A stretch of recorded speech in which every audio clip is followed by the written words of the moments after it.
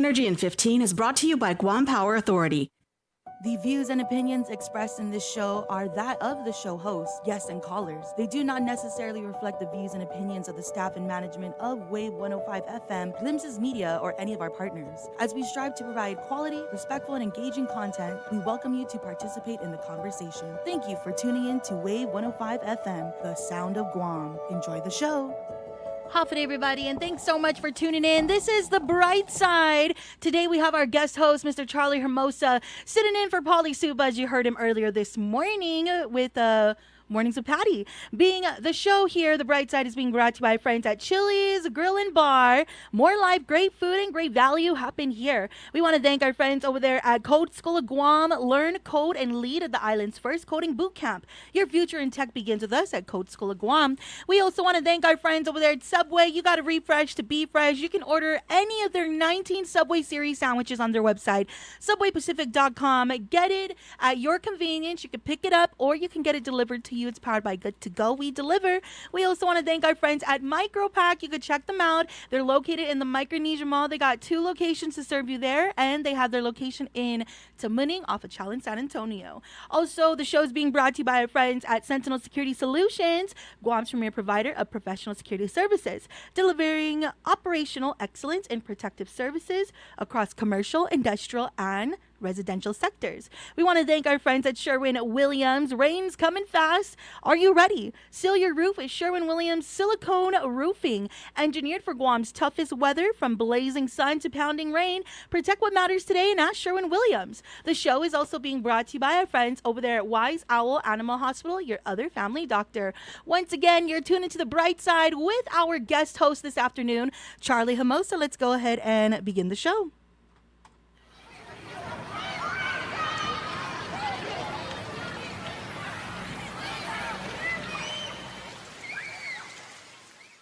I ran into this girl the night before. She reminded me of a golden shore. She was nothing like your average girl next door. She liked DVDs, tattoos, and good afternoon and welcome to the Bright Side. My name is Charlie Hermosa. I will be sitting in for Paulie today from 2 to 6 with our amazing producer. Reese, thank you so much for allowing me to be here with you this afternoon on a Friday. Biba Badness. Yes, Charlie. Absolutely. Happy to be here with you. Oh, thank you so much. And it is Friday, everybody. So this is the last day before you head into the weekend. Yes, absolutely. So if you do have to work tomorrow, at least you hopefully get Monday off. And that actually pays off as well, because those Mondays off, so when everything else is open, works well. It's those Mondays where everybody's off as well and the banks aren't open. That doesn't really help me too much, so it's really good. So a lot of things happening this weekend, which is good. I mean, everybody's back to school, and so now the students and our kids and everybody else is back to school, so it's all good. And one of the things that Reese, we were talking about that earlier, because it's just one of those things where you always have to plan accordingly, and I say that because I looked at my bank account, and there was a drop of some payments that were lagging. The payments came in, and I was like not expecting it. It wasn't in my savings profile, and I mentally started shopping. Mentally went on my mental Amazon, and I said, okay. I put this in my box. I put this other. I was gonna save this, and then I went into my car. Okay. And it did not start. And oh no. Yes, exactly. So I quickly turned gears from shopping mentally and said, okay, what's going on with my car? And so the battery was no good. It was just one of those times. So I was able to get it jumped. Made it to Pacific Tire. Amazing. Those guys were just right on it. They helped. Yeah. And they looked at it, they didn't charge me anything to look at it. I said, can you just take a look at it? Do I have to wait in line, get a number? They're like, no, let me pop it, pop the hood. They grabbed their tools and they checked it out and they said, yep, it looks like it's the battery. So I could have, started it up again and see if I could charge it up a little bit. But also I run the risk of spending the night here. Oh, So wow. yeah, You unless you have ran? jumpers.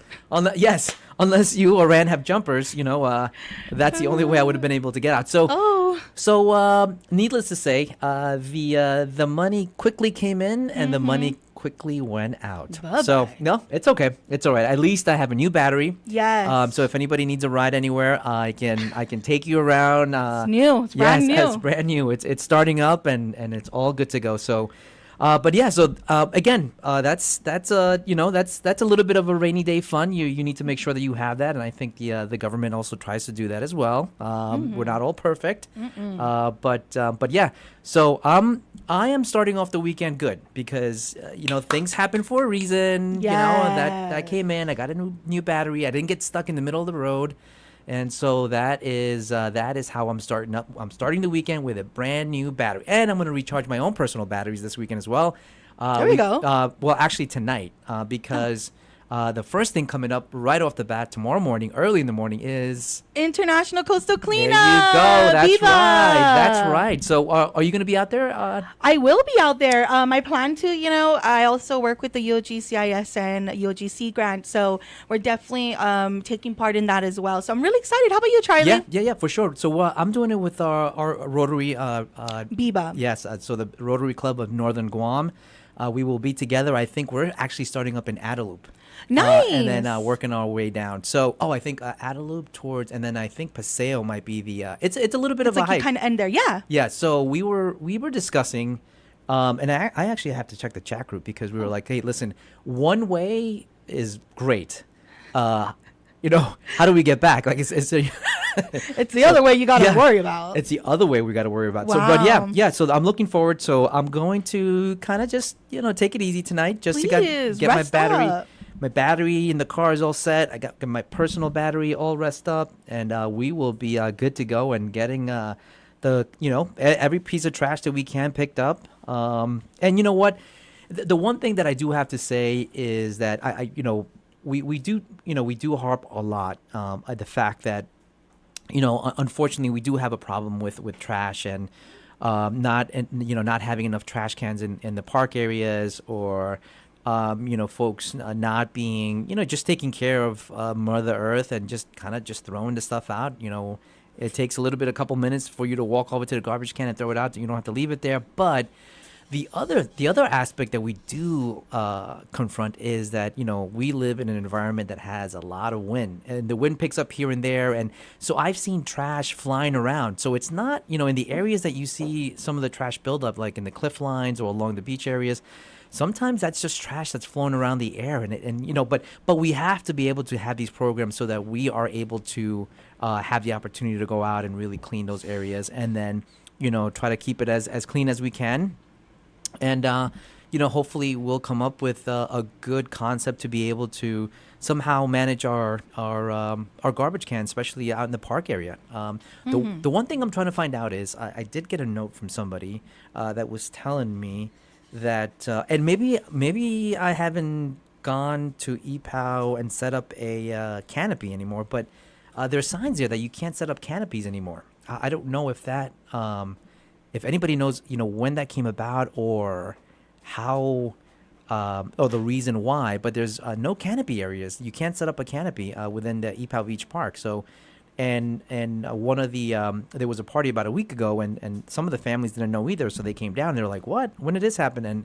And so they kind of took a little bit of a negative approach, and they said, "You know what? We're never coming back to EPOW. This is not. It was never like this." And so, yeah, trying to get a better understanding exactly what the reasoning as to why there is no canopy allowed.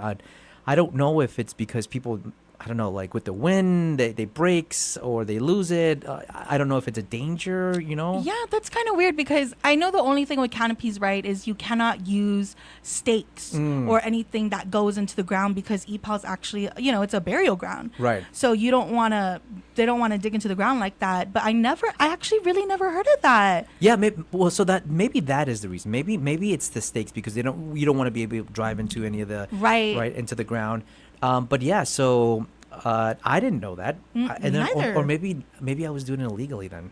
I was like, oh man, but I mean, but we need it, especially if you don't want to go in the water when it's raining or it's like super super hot. It's that extension of the pavilions that are set there already. So, but yeah, I got a note about that. But it was good. It was good to see a lot of families going out to the beachside area. Sundays seem to be a huge hit. I think it just continues to draw a good crowd down in the Tumon. It never fails. Tumon night market. It just seems like, they're only getting better and better. And True. Yeah. I was hosting the last one. Oh, did you? Oh, okay. That was wild. There were so many people. But can I just say, Charlie, when the pandemic happened, it was really crazy to see Tumon so empty, and it was actually kind of relaxing. And then after all the COVID happened and everything was kind of getting back to normalcy, it was kind of sad to see it so empty. Yeah. But now when I'm going down there, and I'm not even mad the road's blocked off, like, how amazing. And seeing everyone, different people from different places. I tried my best to talk to a Japanese couple when I was there with their little baby. I asked them how were they. She gave me thumbs up. The baby, I asked her what she ate. She said barbecue, and she pointed down. I said, how's the barbecue? She's very good. I said, very good. And they were from Korea, you said? I think it was Japan. Oh, actually. Japan. I might be wrong. But I think they were from Japan, and it was really, like I said, it was really nice to see all those people and everyone down there in Tumon just kind of busy, and not like going to the clubs busy, but being together with family, friends, locals, tourists, everybody and anybody, that's here on the island. It's really, it really warmed my heart. Like, it made me feel like, oh man, this is what I needed. Yeah, just kind of, the energy, right? Just kind of bringing all the people together, kind of feeling the vibe. And, we try to bring in a lot of cuisine here, because, we live here and we want to be able to have, the stuff that everybody else has off island. But, I know for a fact that the Japanese love, because I've seen it incorporated into their cuisine now, the red rice. So red rice, really? Yes. They love it. There's restaurants now in Japan that are really that barbecue red rice side of yes, absolutely. So I mean, and so again, don't ever think that our cuisine doesn't really go, off island, because a lot of folks really fall in love with. They do. Yes, absolutely. They love the finadeni. They love the red rice. And it's so funny because, for those that do finadeni, like it's just a natural. It's almost like pouring orange juice. When somebody, because I've heard some of the tourists ask, like, what is this? How do you make it? And then they're like, oh, easy. It's, you do this. So you can do it.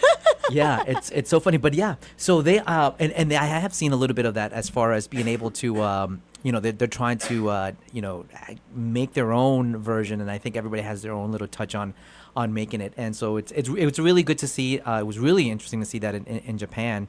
But going back to the Tumon night market, so you were hosting? Yes, I was hosting last week Sundays. So is that like in the main pavilion and the main stage area? Yes. Okay. Yes, that's in the main stage area where the former, right? Or do we have our DFS still there? A DFS still there. It's hanging on. It's like we love you guys. Yes, just it's hanging sure. on. It's hanging on. It's hanging on. Yes. So DFS is there, like right in front of that kind of area where the Tea Galleria DFS area is. Yeah. And who was performing last? Oh my gosh, we had great performances there. We started off with the Breaking Waves Theater and with Friends with Instruments. They did a little performance, and that was really nice. And then after we had oh snap, we had the Corporation. A lot of good folks in that band as well. And then after we had Mirrormen, they played a lot of like 60s, 70s kind of rock. Oh, nice. And like I wanted to say folky, but not really folky, but it's kind of it was really great. I love that. It was a little bit of a change up, and it was really good. And then we had Prominence, the Prominence after. Yeah. So that was just, and Skip. How could I forget Skip? I'm sorry, Skip. So Skip Entertainment also performed as well with their great performances. So it was a jam-packed oh my gosh, night. yeah, no, I absolutely. And when you look at those pictures and the different angles that they take the pictures at, and you see the dancers and you see a little bit of the lights in the background, tons of people.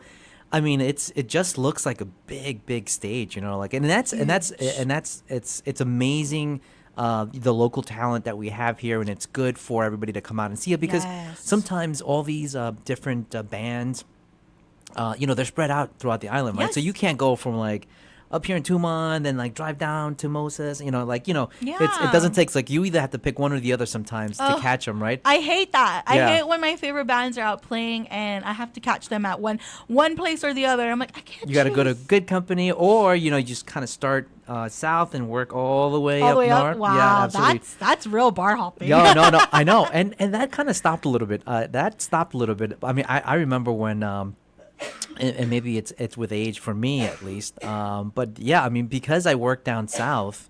On the Fridays, because I used to work at the port, Right. when we had the office down at the port before we came up here to Mooning. Yes. That's how 5:30 rang, It's bell, time to time to go. go, and we started at King's all the way, maybe Las Vegas a little bit, then then Wow. start start hitting up all the all the way yeah, up. all the way up. Cool. Yeah. The last time I think I ever did that was with a friend, and I was not expecting it. We were actually at a bar in Tumon, and then he's like, "Let's go check the next one." I was like, "Oh, okay." Walked to the next one. We went in there 5 minutes, grabbed like one drink. He's like, "Okay, let's go." I was like, "Where are we going? We're not staying." I was like, I didn't sign up for this part. I just signed up to hang out." No. So Wow. But it looks like again. I think that I was talking to some of the musicians, and they're the folks that have like that as their gig, their side gig, and it's been tough. But it looks like it's slowly coming back because a lot of the establishments, they may not have the. The funds to really keep them, on a weekly basis, right? I mean, depending on how much traffic, how much, Yeah. people are really visiting every week. But it looks like it's slowly coming back. It looks like the bands are really, really coming back now. Which is really nice to see Yeah. because, like you said, it was something that was on every weekend or Friday even, and like we were talking about, you had to choose a place. Yeah, exactly. Like right now, so now you even have like a Ruby Tuesdays and Mosa's, Good Company. I mean, again, so and the venue, and so a lot of really good places where. I've seen pictures of like 8, 9, 10 years ago where I didn't even know there were some folks that were in bands, and I didn't know. I said, "You play an instrument?" Oh, And they're all wow. like, "Yeah," but it was like COVID kind of shut that down. I was like, "Oh my gosh!" And so here and there they'll rekindle and get some of these bands back together, and that's always amazing as well. So. A lot of things going on, and those things are really positive to see. Obviously, we want to see the revival of our economy, especially on the local side. Unfortunately, we are, we're still seeing the numbers not where they should be on the tourism side. But I think that they're probably doing everything they can to bring those things up. And we're going to be talking a little bit later about the defense forum that just happened because obviously the other leg of the stool is the military, and it was pretty interesting to listen to a lot of the panelists in the different breakout sessions because it was really indicative of what the military sees as Guam and what they're going to plan on doing here, but also there was a lot of local questions being asked as far as what is that going to look like for the local communities? Okay, great. Everything looks great inside the fence. What does it look like outside the fence? And when it comes to, infrastructure, investments, and there were a lot of great questions being asked. And we're going to talk a little bit about that as well later on as we go. But sure, I think that things are we can only go up, and I think that's the the positive about that. And Dave, half a day. Thank you so much for sending us that shout out. Thank you, Dave, and call in, Dave. Absolutely, call in if you can. I was just reading your op-ed before we started. I haven't finished it yet, but the title really, it's very catchy. I mean, I'm catching in the sense of like, okay, I saw it, and I wanted to make sure that I read it. But yeah, if you wanted to further discuss, please call in. And if you have any thoughts and comments, anything that's going on, it's a Friday going into the weekend. If you have anything happening on the weekend that you want to share, or something happening tonight that you want to share with our listening audience, please let us know. You can give us a call at 671-922-1051 or 1052, and we'll be able to put that out there. We can post it on YouTube. We're also live on YouTube, so if you do want to leave any comments, please go ahead and leave comments as well. And so again, again, if you have anything coming up this weekend, please let us know, and we'll be able to put that out there as well. So yeah, so again, I know Paulie this morning was talking a lot on the defense forum, and a lot of I think there was a lot of good discussions that happened during that forum. And, one of the things that I was thinking about was the forum was probably one of the best ones I've attended. And those who put it together, I've extended my thank you to. But also, Risan, on your side, you guys put on some really good forums as well. Oh, on the Sea Grant side. yeah, thank you. I think we're actually going to be having a business forum very soon. Oh, really? I don't know if I could have said that. Oh, but okay. No, it's all right. That's pretty broad. Well, that's okay. Yeah, no, just pretty broad, right? We're definitely in the plans for one, and that's really great. I'm, it's pretty interesting because going into this field, I thought it was strictly just straight up science. But then that's when I learned that being sustainable just doesn't have to deal with the science part. It's really, technically, if you think about it, our body is science. We are, we are part of that. And even businesses, take part in sustainability as well. So it was really nice to learn that. But that's one of the things. And then we have our Micronesian, Island Forum, Micronesia Island Forum. That one is really cool. I love that because then all the presidents and very prestigious leaders of Micronesia come to Guam or wherever they decide to have the forum and talk about how we can work together to create laws or create bills or create things that will help the entire Micronesia. So I think it's beautiful. I love the things we do. Yeah, no, absolutely. And that's the other part that we're going to be able to discuss as well, because some of the members in the forum, I was able to meet somebody from the University of Alaska. So that was pretty interesting, and that was pretty cool to see where they came from.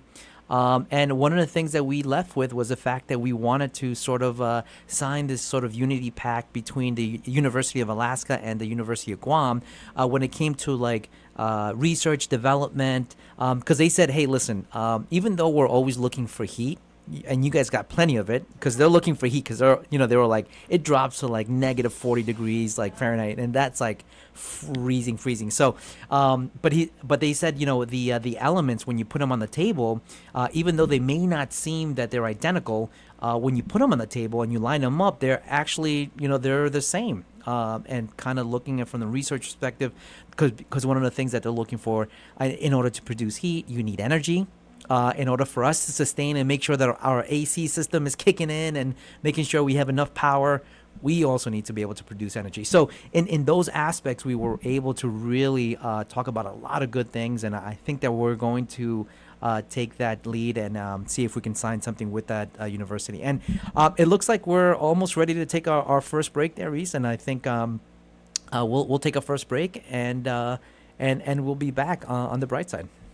Political status impacts almost every aspect of our lives on Guam, but many are unaware of our right to self-determination and decolonization.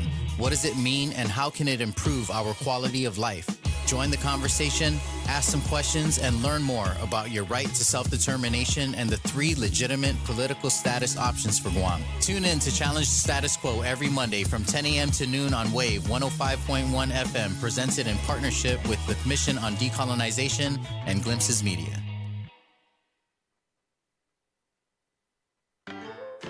It's the Guam Autospot Overstock Sell-Off, and our manager is absolutely crazy for dropping these deals. Right now, drive off in a brand new 2025 Eclipse Cross for just $24,995. That's $2,000 off the original price. Plus, check out our high-quality pre-owned vehicles, fully inspected and ready for the road. Get pre-approved online at guamautospot.com or call 478-AUTO to schedule your test drive today. It's the Guam Autospot Overstock Sell-Off, and everything must go. Eat fresh in just a few clicks. Order online at SubwayPacific.com for pickup at your convenience or delivery right to your doorstep. Online ordering at SubwayPacific.com is powered by Good to Go. We deliver. At Subway, you gotta refresh to be fresh. Think you've got what it takes to win? Tune in every Friday on Wave 105 FM with Patty Arroyo for the Hilton Trivia Challenge. Test your knowledge and you can score dinner for two at the Hilton Guam Resort and Spa. It's brought to you by the Hilton Guam Resort and Spa only on Wave 105 FM. Bolt your doors, lock your windows, turn off your lights, and come with me into the Weird Darkness. I'm Darren Marlar, the host of Weird Darkness, every Thursday night from 6 to 8 here on Wave 105.1. Every week on Weird Darkness, you'll hear 2 hours of stories of the paranormal, supernatural, legends, lore, crime, conspiracy, mysterious, macabre, unsolved, and unexplained. Weird Darkness, this Thursday night at 6 on Wave 105.1. We're excited to announce that we're hiring for a variety of positions with some of Guam's most recognized and respected brands, including Coca-Cola, Foremost, Chili's, Glimpses of Guam, Subway, Good to Go, and Cinnabon. Whether you're just starting out or looking to take the next step in your career, there's something here for everyone. Explore current opportunities and apply today at applynowguam.com. Your next great opportunity is just a click away. Half a day at Wave 105 FM. We want to talk. We want to talk about the things that are important to our island and our community, and we want to talk with you. If you want to join the conversation, if you want to chime in, we welcome it. We welcome all points of view, all thoughts, all perspectives. Call or WhatsApp us at 671-922-1051. If that line is busy, then call us at 922-1052. This is Talk for Everyone. Thanks for listening to Wave 105 FM, the talk of Guam. Think you've got what it takes to win? Tune in every Friday on Wave 105 FM with Patty Arroyo for the Hilton Trivia Challenge. Test your knowledge and you can score dinner for two at the Hilton Guam Resort and Spa. It's brought to you by the Hilton Guam Resort and Spa only on Wave 105 FM.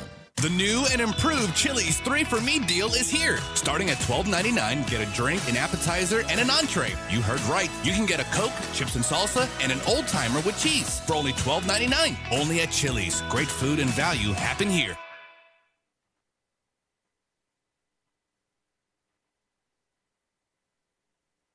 Here's Energy in 15. Quick power facts from GPA. GPA crews work year-round on preventative maintenance, from clearing vegetation near power lines to upgrading equipment. This behind-the-scenes work protects the island's electrical system and helps keep power reliable for customers. And here's another tip from GPA. Report emergencies or downed lines anytime by calling GPA's Power System Control Center at 671-475-1472. Our crews are on call 24/7. Energy in 15 is brought to you by Guam Power Authority. The views and opinions expressed in this show are that of the show host, guests, and callers. They do not necessarily reflect the views and opinions of the staff and management of Wave 105 FM, Glimpses Media, or any of our partners. As we strive to provide quality, respectful, and engaging content, we welcome you to participate in the conversation. Thank you for tuning in to Wave 105 FM, the sound of Guam. Enjoy the show.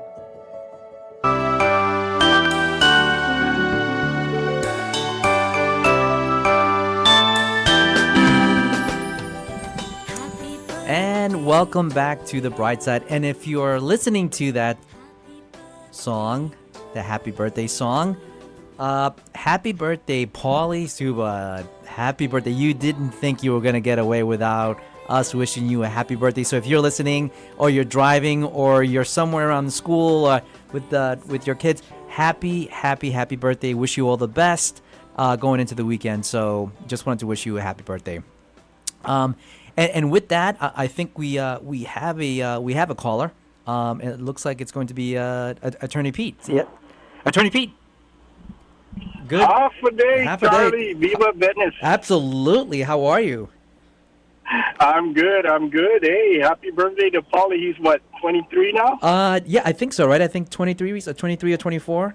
Guys, Yeah. he just turned 21. Yes. Oh, yes. forever 21. Period. Unfortunately, our forever 21 here on Guam wasn't forever. Oh, I know, right? I was just thinking about that because R.I.P. Yeah, I know exactly. Because the storefront, right? There was a couple of businesses that were going to come in, and then really COVID kind of just shook them out. And so I think there's something going to be coming into that store soon. And obviously the whole GPO is up for sale, or is going to be. It's going through the process right now of being sold. Yeah, well, anytime management changes, hopefully there's good things that come out of it, which, you know, is a good segue to these forums that you guys attended. Oh, yes. Hopefully there's some action items that come out of it. Well, you know what? The one thing that I took away, and this was from the economic panel, was the fact that, you know, Dr. Jones at the end was, you know, everybody was kind of giving their last final remarks. And, you know, one of the things I think we all have said is, like, you know, we all talk about these strategic plans, but we need to stop talking about the strategic plans and start talking about strategic actions. Because, you know, my concern, and I'm sure you had the same, about the forums are that, and this is kind of going back like 15, 20 years, because, you know, it's amazing how the world works. But I was in D.C. when my boss was in charge of the movement of the Marines. He was the manpower guy. And so he was given the task to see if it could happen, moving the Marines from Japan to Guam. And they signed off the deal. Everything in the plan was that by 2014, all the Marines would have been here already, infrastructure in place, housing, all that good stuff. 2014, right? And so when you've attended other forums, you kind of hear the same thing over and over again, and we talk about the same things over and over again. So my biggest concern was that I was going to step into these, you know, breakout sessions or these keynotes and sort of hear the same thing. But I will say the tone was a little different. There was some stuff that was the same, but I would say the tone was a little bit more transparent, a little bit more open, a little bit more of open discussion. So did you have a chance to attend at all? No, I was not able to. But, you know, one of the things that I've learned over the years, and I've had to work with, you know, folks in the G5 shop and the G9 shop, and those are the plans, the strategic plans guys. And, you know, one of the things that I learned was we churn and turn and turn our wheels because this is what the goal is today, or the mission is today. And then tomorrow we get a new commander, and then everything changes. And then the next week we get a new administration, and then everything else changes. And so you just learn to be like the grass and bend with the wind. You know what? You're absolutely right. And that was actually one of the questions that was presented to, I believe, Admiral Paparo, in the fact that, okay, you know, you have the two new admirals that are, you know, be coming up in a year, and then in about another year, they rotate out, right? And so even with Admiral Paparo, I'm sure his time is going to be up. You know, we're coming to a midterm on the federal side. You know, we're not far away from the 2028. And so things could change again, right? And so I think that was I think that's one of the questions that that was asked, is like how the continuity, you know, how do we stay on track so that when we start something, you know, we see the whole life, you know, happen from start to end.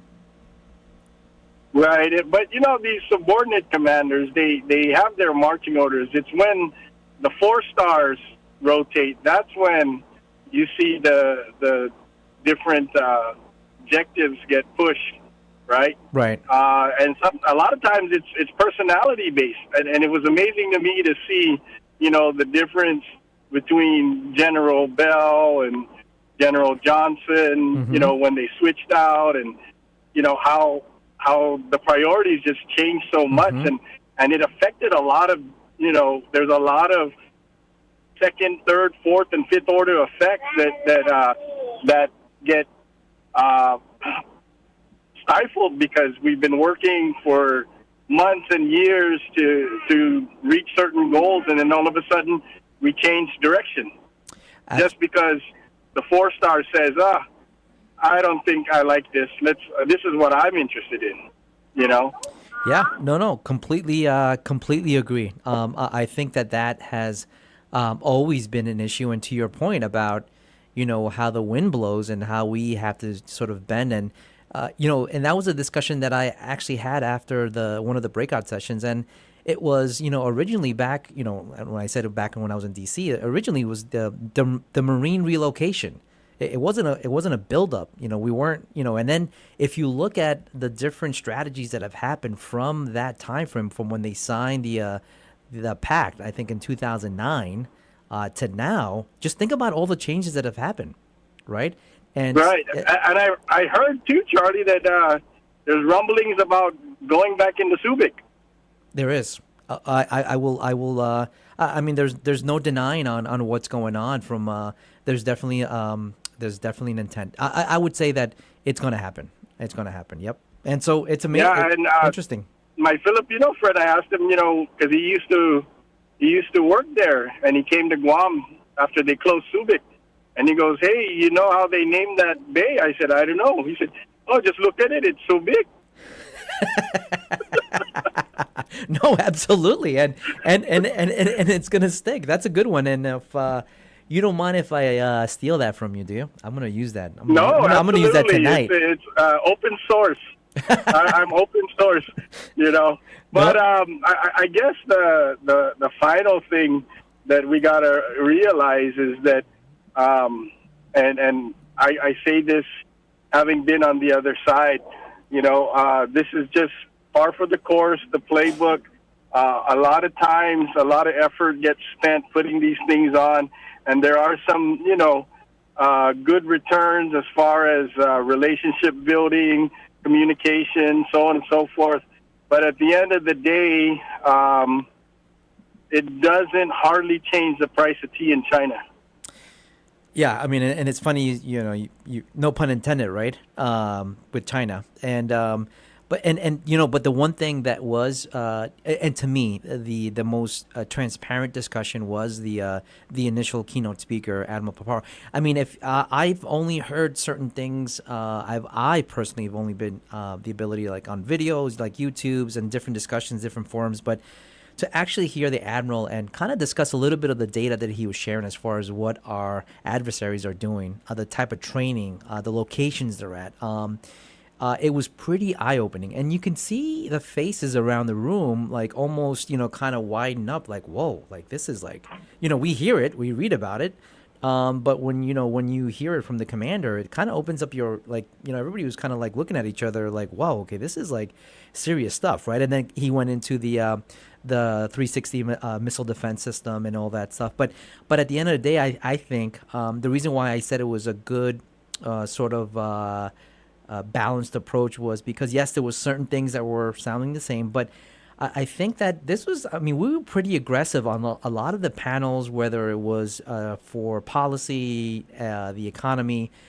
We were stressing the fact, and they were actually given some use cases as far as, like, for example, Alabama, that is now going to be the home for the space research, or SpaceX. And so they've turned this one town into, and I can't recall the name of the town, which town it was, but the investment had to happen from the federal side, from the government. They make the investments, and then the local entrepreneurs are able to tap into that. And so I saw that it kept on coming up. Like, what can we do here to incentivize and to have an initial influx of capital investment so that our local entrepreneurs can tap into, and not just contractors, but other markets that we could potentially get into. So I thought that was very I thought that was a good question to ask. And it wasn't not far off. It's not a unreal ask, right? I mean, can we just need something to get started. I'm from a personal basis. If there's a business I'm looking at, I'm always looking at, like, okay, where do I get the funding to start it, right? Is it a loan? Grant, or whatever it is, but if we can get jump started, that's that could be a good way. Yeah, and redundancy is something that we got to push. Yeah, they're developing the headquarters for Space Force over there in Alabama. And oh, by the way, a couple of years ago, I saw a sitcom that was based on the whole Space Force thing, but that's besides the point. But, maybe there are some capabilities that need redundancy that we can establish here on Guam for the military purposes, right? Yeah. You can't just put all your eggs in one basket. And I had a colleague in the military that got out when I was supposed to get out, but I got enticed to stay by them paying for me to go to law school. But he got out and he took some stimulus money from Obama, and started a multi-million-dollar telecom company, and now he's doing a lot of work with the defense, the Department of Defense or Department of War, whatever you want to call it now. He's built a really nice, I guess, conglomerate of different telecom companies all across the United States. Yeah, I mean, that's what it takes. And I do apologize. Not SpaceX, Space Force. Sorry, but thank you for correcting me. Yeah, Space Force. Yeah. I knew it was space something. One last thing I wanted to chime in on was you guys were talking about bar hopping. So I do have a lot of memories of older times here in Guam with Joe and Flo's and Lights and AA, things like that. But I will say that in Germany, they used to have these clubs that were multi-level, multi-floors, and then each floor was a different type of club. One was country, the next one was hip-hop, the next one was rock and roll, R&B. So whichever floor, it's all in one building. But they tended to do that over there. And so you and your buddies or your whole squad can go out there, and everybody would be pleased because they'd be able to go to whichever floor they wanted to go to. And then some of the best pub crawls in the world, believe it or not, is in Salt Lake City. Wow. You wouldn't think Salt Lake City... absolutely not. Yeah, because it's Mormon country, right? Right. But there is a very, very huge, thriving microbrew culture out there, all over Salt Lake City. Because, the Mormons may not drink beer, but they sure as hell love to tax it. Oh, hey, if that's the way to do it, that's the way you got to do it. If you're going to be able to, you want to make beer, you can pay your taxes, right? But going back to, that actually is a really good concept, right? The multi-floor, because I remember when I was in the Marine Corps, it was probably where I really got exposed to a lot of my good friends who were, quote unquote, cowboys, right? I mean, they could not leave their room without their hat and boots and their big, buckles. And sometimes I'm like, man, you're not going out like that, are you? Like, come on, like, and they're like, what do you mean? You're going to attract too much attention.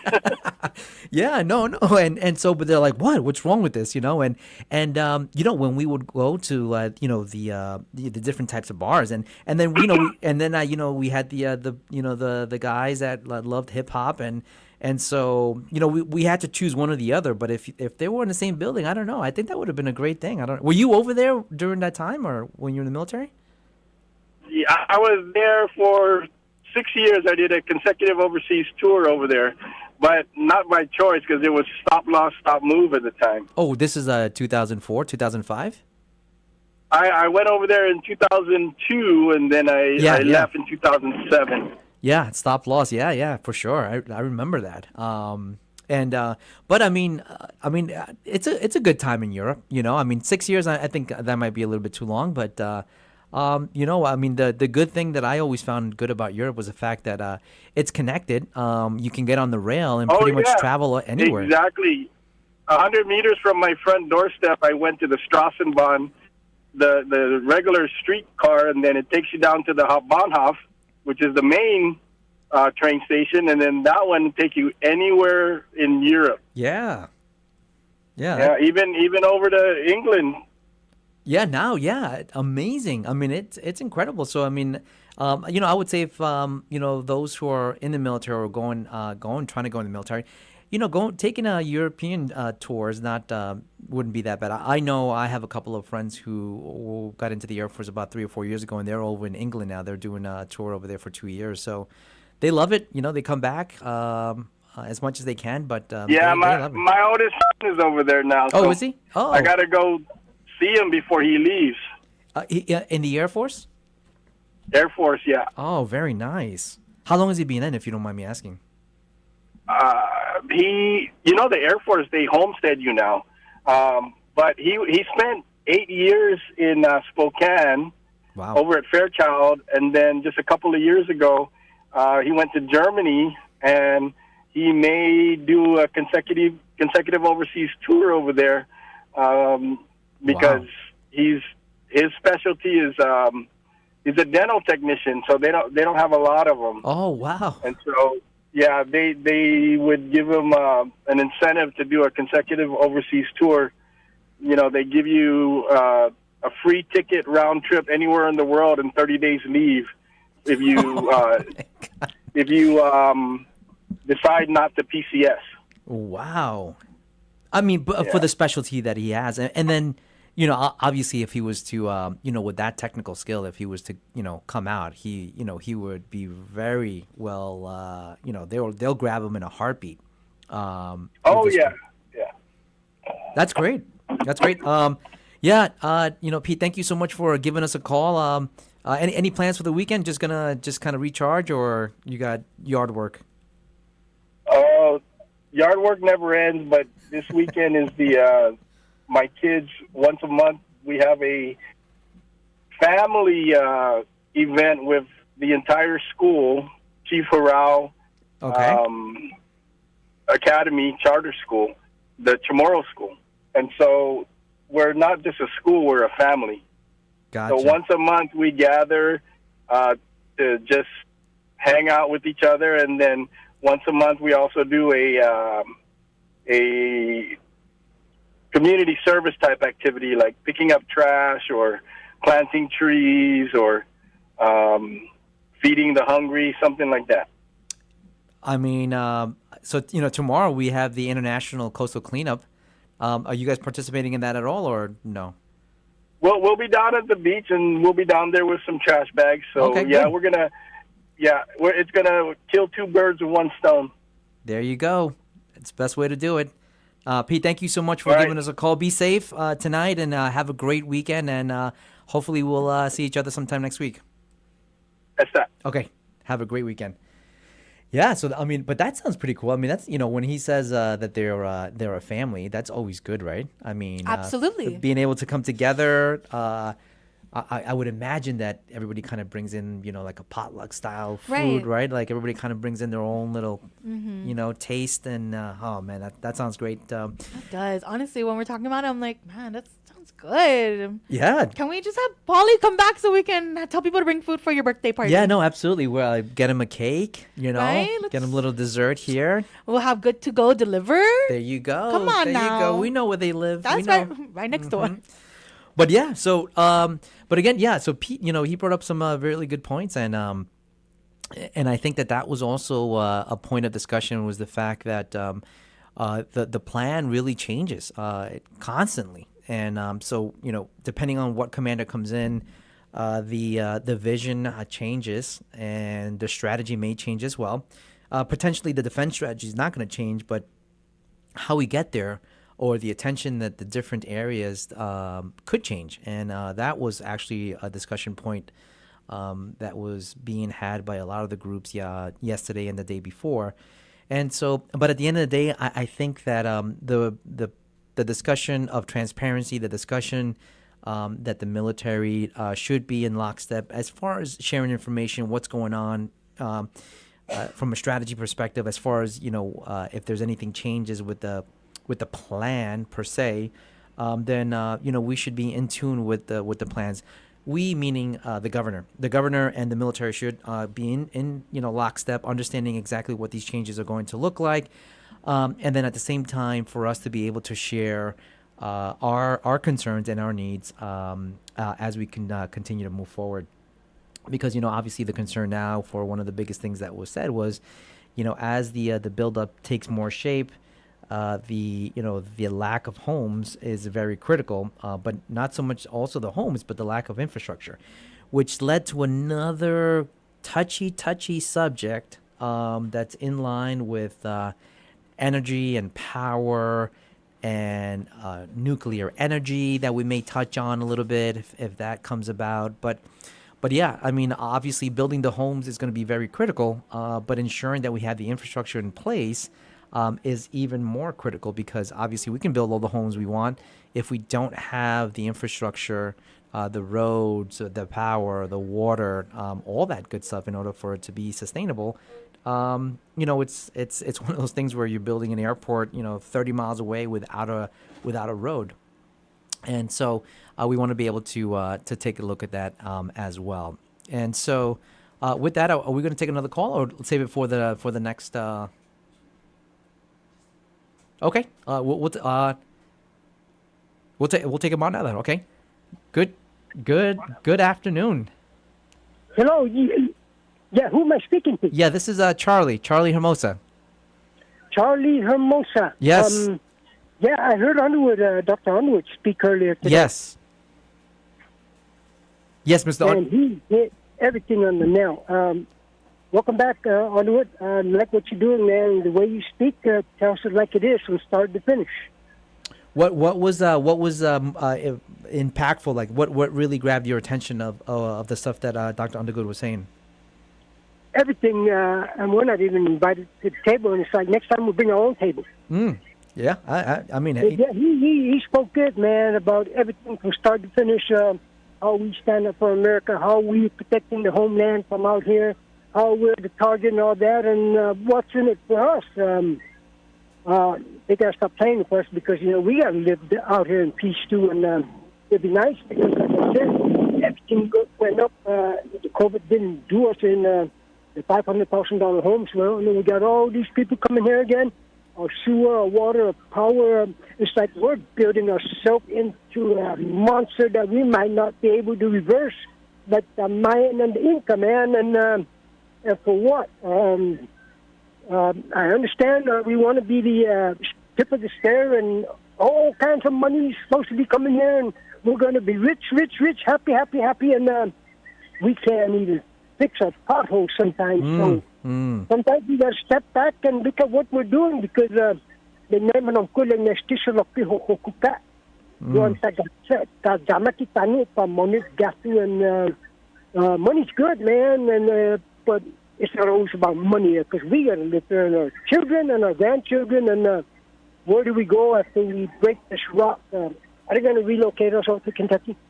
Well, you know what, and that was actually one of on the first day of the forum. That was actually one of the questions. The question that somebody raised was, "Hey, listen, what happens? Okay, great. They drop. They block they drop a bomb in the marine in the port or the airport. We can't get anything in. What does it look like for us in the next 30 days? How does that look like for the people, for the communities, right? I mean, for us, like, what does that look like? I mean, inside the fence is one way. What does it look like outside the fence? So I think a lot of it's not going to look too good. And Reagan said, Gorbachev, take that wall down, and they're putting us in, fencing us in. And like I said, man, Guam is so small. We welcome everybody. We are such good people. We're the most loyal fighting. We wear the uniform with honor and pride, and there's got to be something in it for all of us. Right. Because, Agree. We can't just go on everything, and there's nothing for us. They don't have nothing in case anything was to go down, and we can't even go nowhere. But hey, man, you guys have a nice weekend, and thank you for listening to me. And absolutely. I know where we got to go with this, and we got to be careful because. Even the new power plant didn't even start up yet. It's having problems, so we need to think about what we're doing. No, absolutely, completely. And we got to have some say-so. Completely agreed. Have a great weekend, okay? You too. Okay, awesome. And with that, we'll we're at the top of the hour, and we are going to take a quick break, and we'll be back on the bright side. KGUM FM, Dedido. The talk of Guam is Wave 105 FM.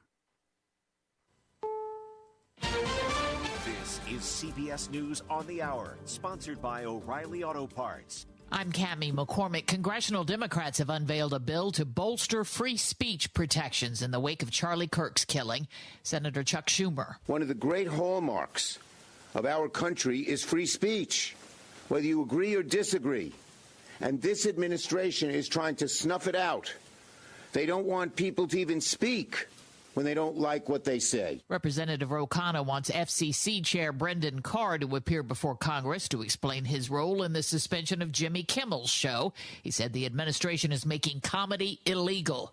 Jennifer Kuiper reports. David Letterman, during a sit-down with Jeffrey Goldberg at the Atlantic Festival, didn't hold back when the topic of the Jimmy Kimmel Live show being preempted indefinitely by Disney's ABC came up. It's silly, it's ridiculous, and you can't go around firing somebody because you're fearful or trying to suck up to an authoritarian criminal administration in the Oval Office. That's just not how this works. Letterman calls it managed media. Jennifer Kuiper, CBS News. Health Secretary Robert F. Kennedy's new Vaccine Advisory Committee has begun its two-day meeting. It is expected to release its recommendations on the COVID-19 vaccine tomorrow. CBS's Mark Strassman is there. The more steps, the more impediments you put in the way between the consumer and the dose of whatever vaccine the consumer is potentially interested in, the less likely it is for the consumer to get that. So that is really what's at stake here, is whether the consumer is still going to have the option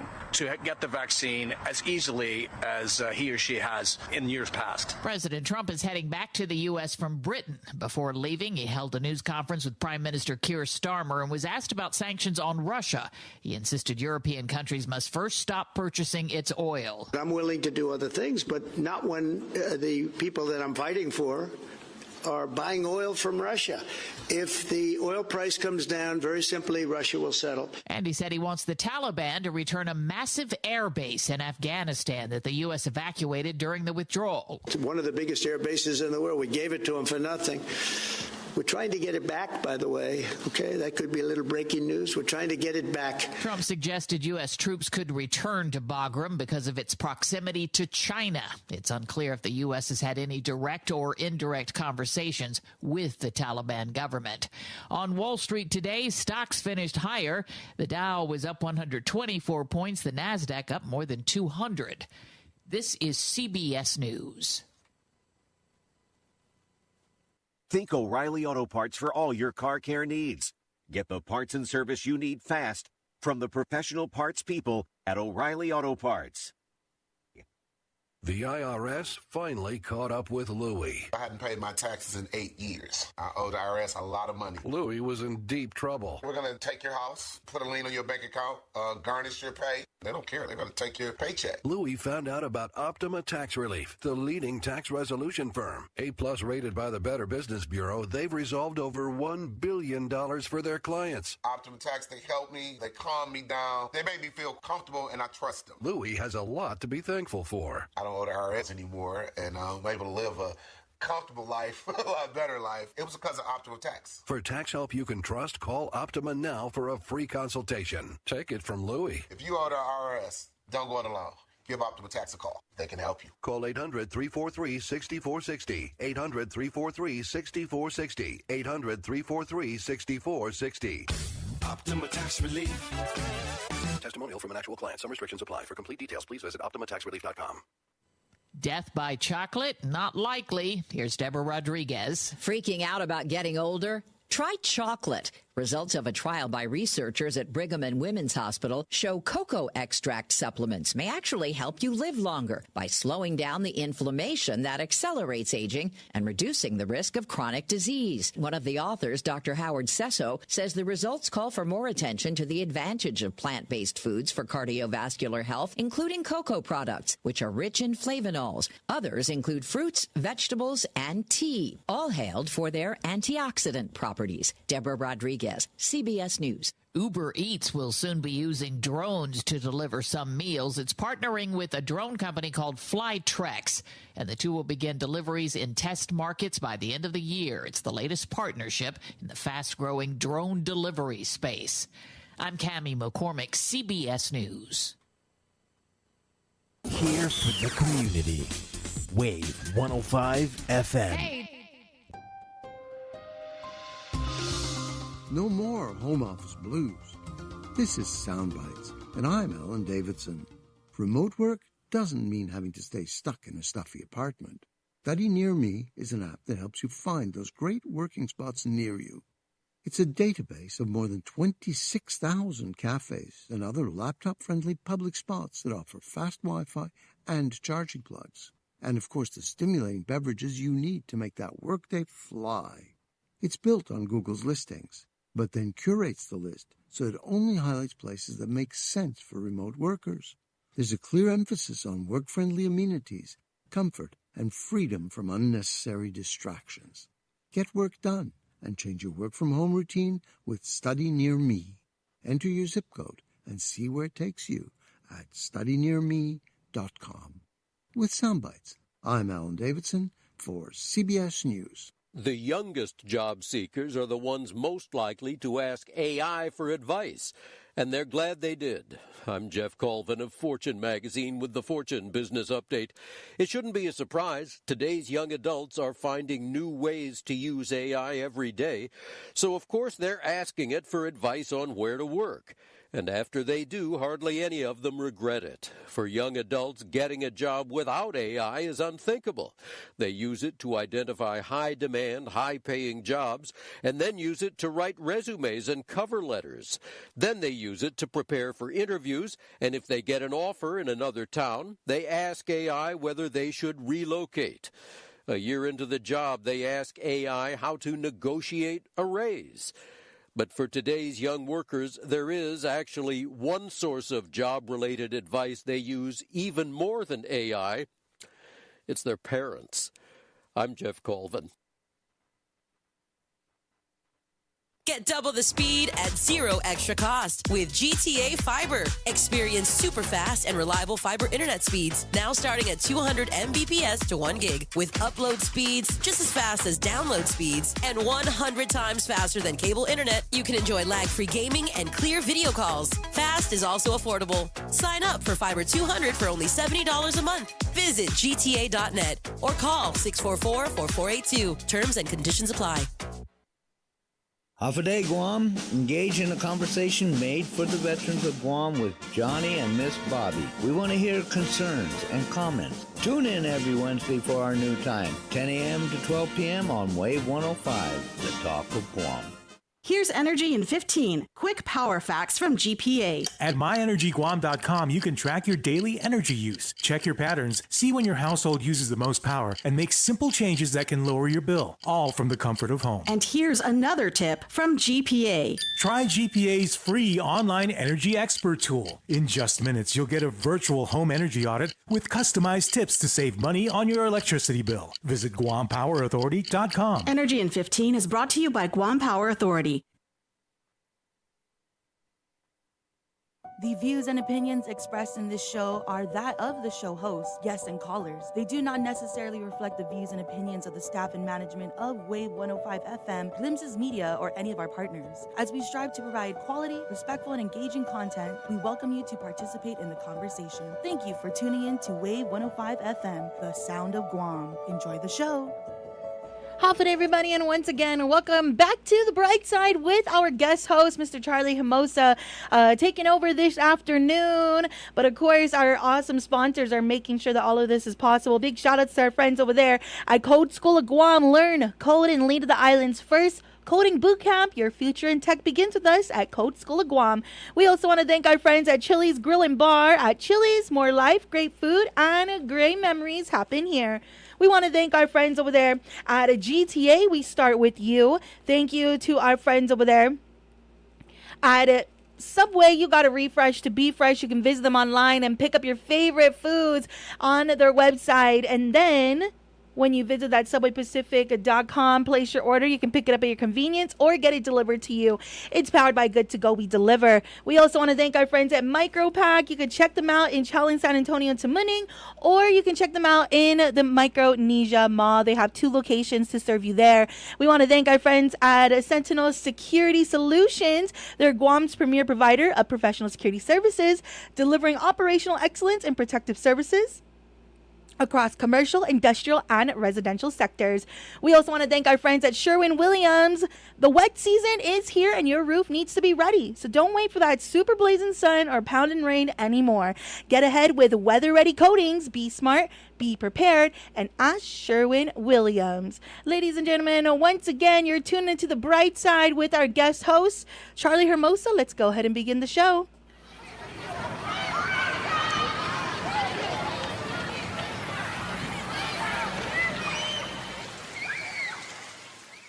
I ran into this girl the night before. She reminded me of a golden shore. She was nothing like your average girl next door. She liked And welcome DVDs, back tattoos, to the Bright Side. My name is Charlie Hermosa, sitting in for Paulie. Because I don't know if this was scheduled or not, but I'm glad Paulie has the afternoon off because Me it's too. his birthday. I don't think this is planned. Paulie's very, very secretive about his birthday. I think one time I even wished him happy birthday, and it was the totally wrong month, and he just said thanks. Yeah. And then I found out later it was birthday here in the month of September, and I was like, oh, well, happy birthday again. I remember, and it's one of those things which is good that I'm able to pull down these old pictures I have, but back in the day, maybe I would say maybe 8 years ago. Okay. I was talking to Paulie. I said, Paulie, do you remember this event? And he was like, yeah, I think so. And it was one of those celebrity waiter type events. And so at that time, I was representing APL and, fundraiser, dinner, and all that good stuff. But, I ended up winning the best apron. And that was good. So I have Paulie. They picked me up, and I'm almost like on his shoulders, right? What? It's a great picture. I still have it. I started. I always look at it, and I'm like, okay, And I remember. Yeah, no. It was great. But you know what? Thinking back like that, man, time really, really flies. It's just incredible. So You and Paulie need to do that like recreation. The kids when they recreate their family photos with their family and everyone's all grown. Yeah, and I do have to admit I was probably a little lighter back then, so I don't know, Paulie, I don't know if maybe he's working out. I don't know, he can lift up another 20, 30 pounds. I don't know, but We'll create an illusion. For sure. With the AI now, we can do it. Yeah, we can do anything. But yeah, time flies, and so we just want to make sure that every minute, every second counts. So as you're getting ready to close down your computer, getting ready to go home, please make sure you drive safe. We want to make sure that you get to your destination with your family, friends, wherever you're going to go. But please make sure you get there safe. And if you are going to be part of the coastal cleanup tomorrow morning, don't forget it starts really, really early, but it's for a great cause. And then even before the sun, sunrise is probably usually always around 6:10, 6:15. Still not going to be too hot.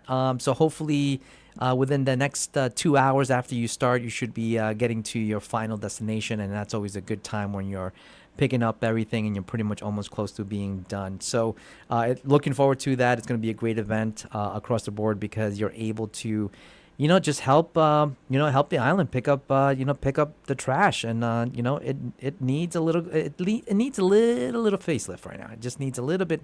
And the more that we can do to help, the more that the beautification process really goes into effect. And so having said that, kind of going back to a little bit of what we were discussing before, was about the Defense Forum, and the one panel that I was really interested about was on the economy and on workforce development. And Reese, you and I both work at UOG. You work out probably more on the research side. Mm-hmm. I'm more on the teaching side, which the professor side. Why? You know what? I honestly, I was just telling somebody because they were asking me, man, I would love to. I've always thought about being a teacher. I honestly love being a teacher, and I just found this out like later in life. I wish I would have done it even earlier. There's such just a gratitude, right, to be able to kind of be in front of these students, and that's our future. Absolutely, that's our future, and so whether it's trades, GCC, or UOG, that was a topic of discussion because the workforce development was a very key component to a discussion yesterday when it comes to the economy because. The fact is that, outside of the military, outside of tourism, we need to continue to enhance our economic development. And the only way that that's going to happen is by bringing new industries to Guam. And the question is always like, well, if we bring in this industry, well, where do we get the workforce? And I firmly believe that we do have the workforce. And I've said it many times. I will challenge anybody that wants to go head to head with me as far as trying to show me that we don't have the workforce here, and I'm telling you we do. But with any type of new industry, the workforce has to learn. We all have to go through a process to be able to learn. Now, if we bring a new industry, and we're going to say, hey, okay, we're going to get into additive manufacturing. Okay, so now that's a goal. Okay, now that's how Guam's going to look like for the next 5, 10, 15 years. Additive manufacturing, we're going to start doing this. Well, now we can start going all the way back to second, third grade, fourth grade, and start teaching our kids, those skill sets going into towards the high school level. And then once they get to the high school, that is the point where they're going to make the decision. Because I also believe the fact that not everybody is, not everybody wants to go to college, because they may be interested in a straight hardline trade like electricians, right? They want to go and be an electrician or a plumber. And we need those skill sets. We need those HVAC system folks. And so we need those trades to really come back. And so, but if you do want to go into a GCC environment, or UOG, graduate from one of the university, you can do that as well. And you can pick a career path that's going to go in line with what you want to do in your future. So, but again, part of that workforce development, I think that is the part that we need to really kind of shake out and say, okay, what are we going to look like? Who are we going to be the next 5, 10, 15 years? Because in order for the island to continue to move forward, we have to bring in new industries here on island. And so, and part of it's going to be education, part of it's going to be outreach. And so action was sort of the driver yesterday, as far as, okay, we know what we need to do, enough planning. Let's start putting a lot of the plans that we've been thinking about for the last 10, 15 years in motion, so we can get clear direction of what it is that we need in order for these programs to start up. And I think maybe a little bit later on, maybe after the next half hour, we're going to be discussing a little bit about that, because, I believe when it comes to workforce development, one of the high schools that has been the leader out there has been Teason High. I've had the opportunity to really be connected with that high school because of the dynamics that they've been able to bring to the table when it comes to career tech. When it comes to career tech, the pillars that they have at the school, whether it's marketing, health. They have a transportation and logistics. The different pipelines that they've created is just absolutely phenomenal. So that is one of the things that we need to continue to push. And so hopefully we'll have an opportunity to talk to in regards to Teason, because obviously we want to make sure that those programs continue. I really haven't really seen too much of that in any of the other high schools. And so those are the things that we really need to continue to promote, is the fact that we need to match up those skill sets, really work with our students that are coming through the middle grade into high school, and then into the GCC college area. So a lot of great stuff happening when it comes to that, when it comes to the workforce development. And we can't stop. We got to continue. But, I will say that the biggest question is the fact that, are they trained? No, most are not. I mean, you don't, I would say that most students coming out of college, the amount of what they learned into the job role doesn't overlap. I mean, some skill sets do, but for the most part, a lot of the new companies, I mean, when you look at the tech, when you look at the Facebooks, the Googles of the world, the Salesforces of the world, they grab these students, out of high school. A lot of the students, when they were grabbing them out of the university, like a Stanford University, like an Ivy League type, they weren't able to use what they learned in college. So they paid, close to $200,000 for their degree, but everything they learned wasn't really being applied to their new work, their new role. And so a lot of these corporations started to see that they were developing their own internal curriculums, because it was easier for them to teach them as they came into the company, rather than for them to kind of come in with what they've learned and it doesn't match up to what their vision, the way they do their coding per se when it comes to tech. And so, that was pretty critical to see, because that shows us that, again, we have the ability to train our people and get our students to kind of line up with what what Guam's going to look like for the next 10, 15 years. So, but we got to be able to stay active. And again, that was a huge part of the discussion yesterday, and we got to continue with that. We got to be able to continue to press our school system to ensure that they are successful. GDOE has, Dr. Leah Beth, asked a question in regards to STEM, making sure that we're reaching back down to the K through 6, K through 12 level, and STEM has to be part of it. Has to be integrated at all levels, and she made a very good point because we can't wait for the students to get to high school to kind of get them excited about what their future can look like. If we can get them excited as early as kindergarten, first grade, second grade, imagine how they're going to be as they get to middle school. Just imagine how the kids are now. That's on the STEM side. That's on the science side. That's on the tech side. But imagine also if there was programs for the trade side. What about if we, teach our kids how to turn wrenches at as early as 6 years old, 7 years old. They know exactly the layout and what the nomenclature for all the different types of wrenches are.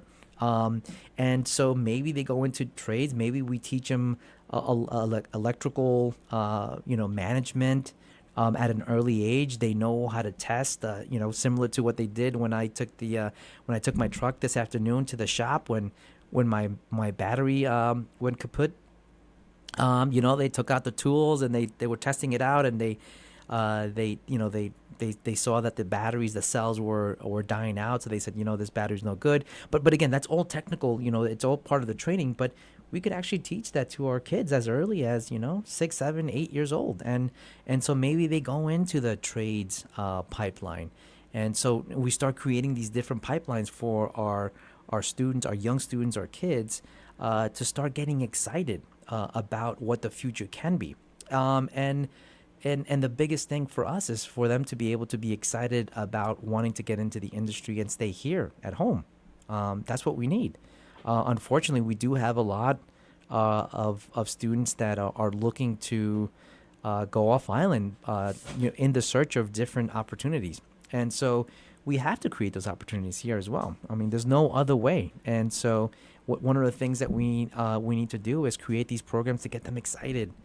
They got to get excited. If we get them excited, trust me, if they get excited, it's just like playing growing up, I thought I was going to be a professional baseball player. I was excited. I played baseball every day. I couldn't wait. I couldn't wait to get out of school and play. Like, in my mindset, I was going to be a professional baseball player. So that's the excitement. I mean, there's no reason, and I would say I would not call anybody out, like call them a geek or anything, if they said, you know what, I want to be an electrician. I really do. I mean, imagine if we get them so excited at that young age, or we teach them how to turn wrenches.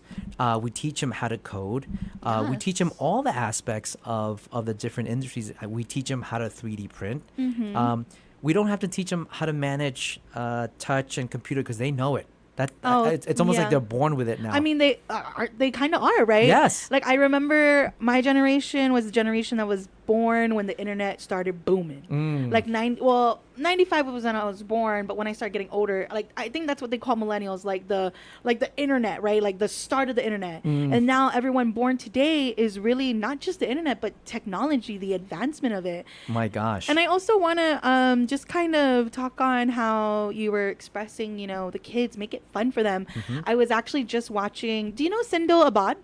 Yes. So Sindel, she's really sweet, and I love, her passion for the community and any way she can help. And recently she actually started a job as a teacher, and she posted a story about how, she put in her caption, she's like, naughty kids in Miss A's class, I never heard of that. And she was talking about how there was these kids, they were kind of talking over her and, kind of like just not paying attention to her. So what she did was she gave them a task, and she said, you guys are the special project unit. And here's what you're going to do. This is going to be a competition with all the classes. So you make sure that you do a good job, because she was saying that the kids like to doodle. They were like doodling, not paying attention. Right. But look at that. She turned it around. She made it into something fun, a little healthy competition. Like, let's go see who can create the best marketing class poster, and whoever wins will have the poster posted. And the kids were so in tune, they didn't stop. And even at one point, she said at one point one of the kids was talking, and one of them, these were one of the kids that were just a bit talkative while she's teaching anyway. So one of the kids actually turned to them and said, hey, can you stop talking? I want to finish this so we can win. Yes. And that's a great way to do it. So like you said, it's important to put in the fun and not to give up on them. I know a lot of teachers and people get frustrated, and I understand that, because it's like, you're disrespecting me in the class, but maybe we just need to turn the attention somewhere else. Right. Or whatever that they're doing right now, how can you integrate that into what you're trying to teach them? Right. Right? So that when they are doing it, they're like, oh, maybe I could. So instead of just doodling for fun, doodle for something that it could, something that could turn into something else bigger later. Yeah, be productive, right? Exactly. And I was reading a little bit about that also, the fact that it's mixed, right? I mean, as far as the utilization of AI when it comes to education, and so, but I think when it comes to the support of learning and the support of teachers, because teachers can only do so much. Yes, right? 100%. And so, but one of the things that I was reading about was that there is a study out there that has measured the level of learning for every kid. So even though they're the same age, everybody has a different level of learning. Yes. But what happens is if you have a student who, let's just say, is in the first grade, but his level is at the fourth grade level, right? And then the teacher's unfortunately teaching at the first grade level, right? Because that's what she's teaching. That's her class. That's her level, right? You're gonna lose the student who's at the fourth grade level may not engage. Absolutely. Will feel like that the class is not for them because they already know, or so them not being very engaged in class doing the homework, it's almost like it's boring for them, right? Yes. And so there's the study is that there's schools that are coming up with progressive learning in the sense of like it's one classroom, but every student through AI has a different level of learning. Yeah, so they do things together. Yes, of course. Then they break out into their own learning little cubicle. Yeah. And then they all learn at different paces. And so I was like, wow, that makes sense because, I was just having this conversation as well. Yeah. I was a late learning, I bloomed as far as like learning everything. Like, I was like, if I wish I can go back to like school right now. I wish I can go back to like sixth grade science or like physics, because I'm like, now it makes sense, This is where it's all coming in. Yeah, but I have friends who are just like, they got it, right? I mean, I have friends, and I used to be like, man, you're really super smart. Like, I mean, you're smart. But I think it was just the level, everybody's brain kind of, doesn't, progress the same way. Absolutely. So it's been interesting. So with that, we're getting close to another break here, and I think we may be getting a call in. I was just seeing from my good friend John in regard to some outreach programs that they were doing and some of the programs they're going to be putting out in the future. So hopefully they'll be able to call in. And with that, we will be right back on the bright side. Pat's Tinting and Detailing offers premier services from complete interior cleaning and VIP detailing. And to keep you cool, Pat's also offers factory, ceramic, blacked out, and base-approved auto tinting. For more information, call 647-SLAM. Have you tried all 19 Subway Series sandwiches? All crafted to crave, from flavorful cheesesteaks and chicken subs, delicious Italianos, mouthwatering clubs, to the high-protein deli heroes. The Subway Series delivers maximum crave factor. Get what you're craving for today. At Subway, you gotta refresh to be fresh. Hapade Guawasi Pali Suba. Don't forget to catch the bright side every weekday afternoon from 2 to 6 on Wave 105. From big laughs to big issues, if it's happening on island, we're breaking it down with island leaders, business owners, and you. I want to send so much love to our sponsors, Micropack, Local Jerk, GTA, Sherwin-Williams Paint, Chili's, and Subway. Take a break from all of that shade and join the bright side on Wave 105. At Wave 105 FM, we're more than just a station. We're your platform, your voice, your conversation. We're talking about what matters most to you today and in our future. And we want you to be part of it. Got something to say? We're listening. Different opinions? Bring them on. Let's talk, let's debate, let's connect, because every voice counts. Call or WhatsApp us at 671-922-1051. And if that line's busy, hit us up at 922-1052. This is Talk Radio for everyone. This is Wave 105 FM, the talk of Guam. It's the Guam Autospot Overstock Sell-Off, and our manager is absolutely crazy for dropping these deals. Right now, drive off in a brand new 2025 Eclipse Cross for just $24,995. That's $2,000 off the original price. Plus, check out our high-quality pre-owned vehicles, fully inspected and ready for the road. Get pre-approved online at guamautospot.com or call 478-AUTO to schedule your test drive today. It's the Guam Autospot Overstock Sell-Off, and everything must go.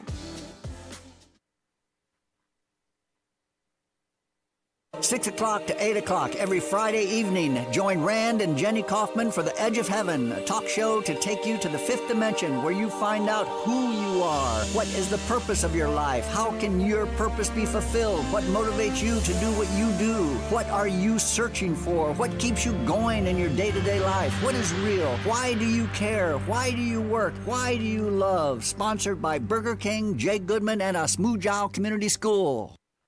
The views and opinions expressed in this show are that of the show host, guests, and callers. They do not necessarily reflect the views and opinions of the staff and management of Wave 105 FM, Glimpses Media, or any of our partners. As we strive to provide quality, respectful, and engaging content, we welcome you to participate in the conversation. Thank you for tuning in to Wave 105 FM, the sound of Guam. Enjoy the show.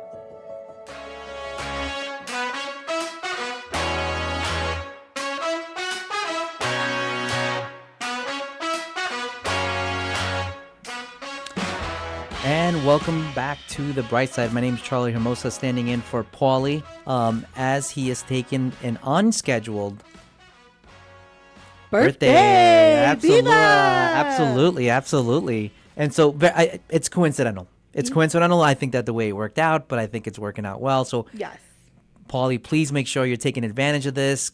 He's always, out and about, and everywhere. Has his recorder on and always capturing the news and always working. So, but yeah, please take some time off to enjoy your birthday this afternoon. The weather, I think it's holding up a little bit, so it's not too bad. But as we get closer to the top of the hour, 4 o'clock, a lot of folks are closing up their computers, calling it a day. It's finally Friday, and so please be careful on your drive home. Everybody's doing the same thing, or they're going to their final destination on whether they're going to meet their friends for golden hour or anything where they're meeting. So just be careful. But at the same time, don't forget that tomorrow is the International Coast Up Cleanup. It's going to be bright and early. I just looked at my chat group. We're going to be meeting around 6:30 a.m. Garbage bags and gloves will be provided. So just a great opportunity to go out there and help out and clean up and all that good stuff. It's always a good opportunity to kind of give back. Give back a little bit and, help ourselves. We're always talking about how trash is a big problem and, beautification. We need to continue to work on that. And if we do our part by collecting trash with folks that you like hanging around with, then it's a good time. It's a good time. I've actually seen in previous years, they've had celebrations at the end, quote unquote celebrations, whatever you want to make that out to be, whether it's breakfast, mimosas, I don't know. It's up to you. It's up to your imagination how you want to be able to celebrate when you finish up. But I've seen other groups, organizations really, do something well to the end. I believe there's also a couple of races going on tomorrow. I don't know. I'm going to check to see if there's like 5Ks or 10Ks. But if there's anything else that you would like to share with us so that we can put it out on the air, please give us a call at 671-922-1051 or 922-1052. Let us know what the activity is. We'll put it out there. I do have something to share, Oh, Polly. yeah. Oh my gosh, I just called you Polly. Well, Sorry, Charlie. It's my birthday, so I'll It's take. Char- Yes, I'll take it. It's my birthday too. Thank you. Wow, Polly, Charlie, Polly. Okay. Anyways, Charlie, I do actually have something, and this is with PARS. I know that you're familiar with Senor Robert Celestial. They're actually going to be Yes. having a meeting. Oh my gosh, let me just find my little thing. I screenshot. Oh, actually, no, it's here in our WhatsApp here. But they're going to be having. I wanted to call it a town hall meeting, but I don't think that's what it is. So let me just make sure that we call that out correctly. Boop, boop. Here it is. Boop. Any day now. It's just loading up here. But yeah, if you guys want to call in 922-1051, you could check us out there. Or you can call us on 922-1052. The WhatsApp is the 1051, again, to let us know anything that is happening out there. So PARS, the Pacific Association for Radiation Survivors. Oh, yes. Oh, yes. Yes, sir. They're going to be doing their presentation on Radiation Exposure Compensation Act, or also known as RECA. Yes. This will be happening Saturday, September 20th. That's tomorrow at 3 p.m. at the Guam Museum Theater. They will be presenting information on how the people of Guam were exposed to nuclear fallout. Cancer survivors and families are encouraged to attend. If you have any questions, any inquiries, you can send them an email. That's parsguamdownwinders@gmail.com. So again, they're going to be having a presentation on the RECA. You can go ahead and check that out tomorrow, 3 p.m. at the Guam Museum Theater. That's thank you so much for sharing that. I know they've had previous meetings, and so. But it's always good to be able to share that information. So if you can make it at 3 p.m. at the museum, I think it'll always be worthwhile to listen. To see. Sometimes you may miss some information that was said in the last meeting. So if you're able to attend, please do so. 3 p.m. at the museum. And again, if you do have anything else, like I said, there's a lot of races going on. I'm trying to see. I am trying to pull up.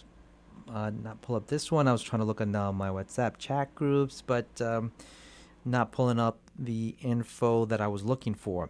But okay, we want to go back a little bit to in the beginning of the show, I was talking about Dave Duenas and his editorial, or his letter to the editor, and it read "Equality for the People of Guam," and the letter starts off as, Guam is in the middle of the labor crisis. Our construction companies, healthcare workers, hospitality staff, and even our public agencies are struggling just to find and keep the people they need.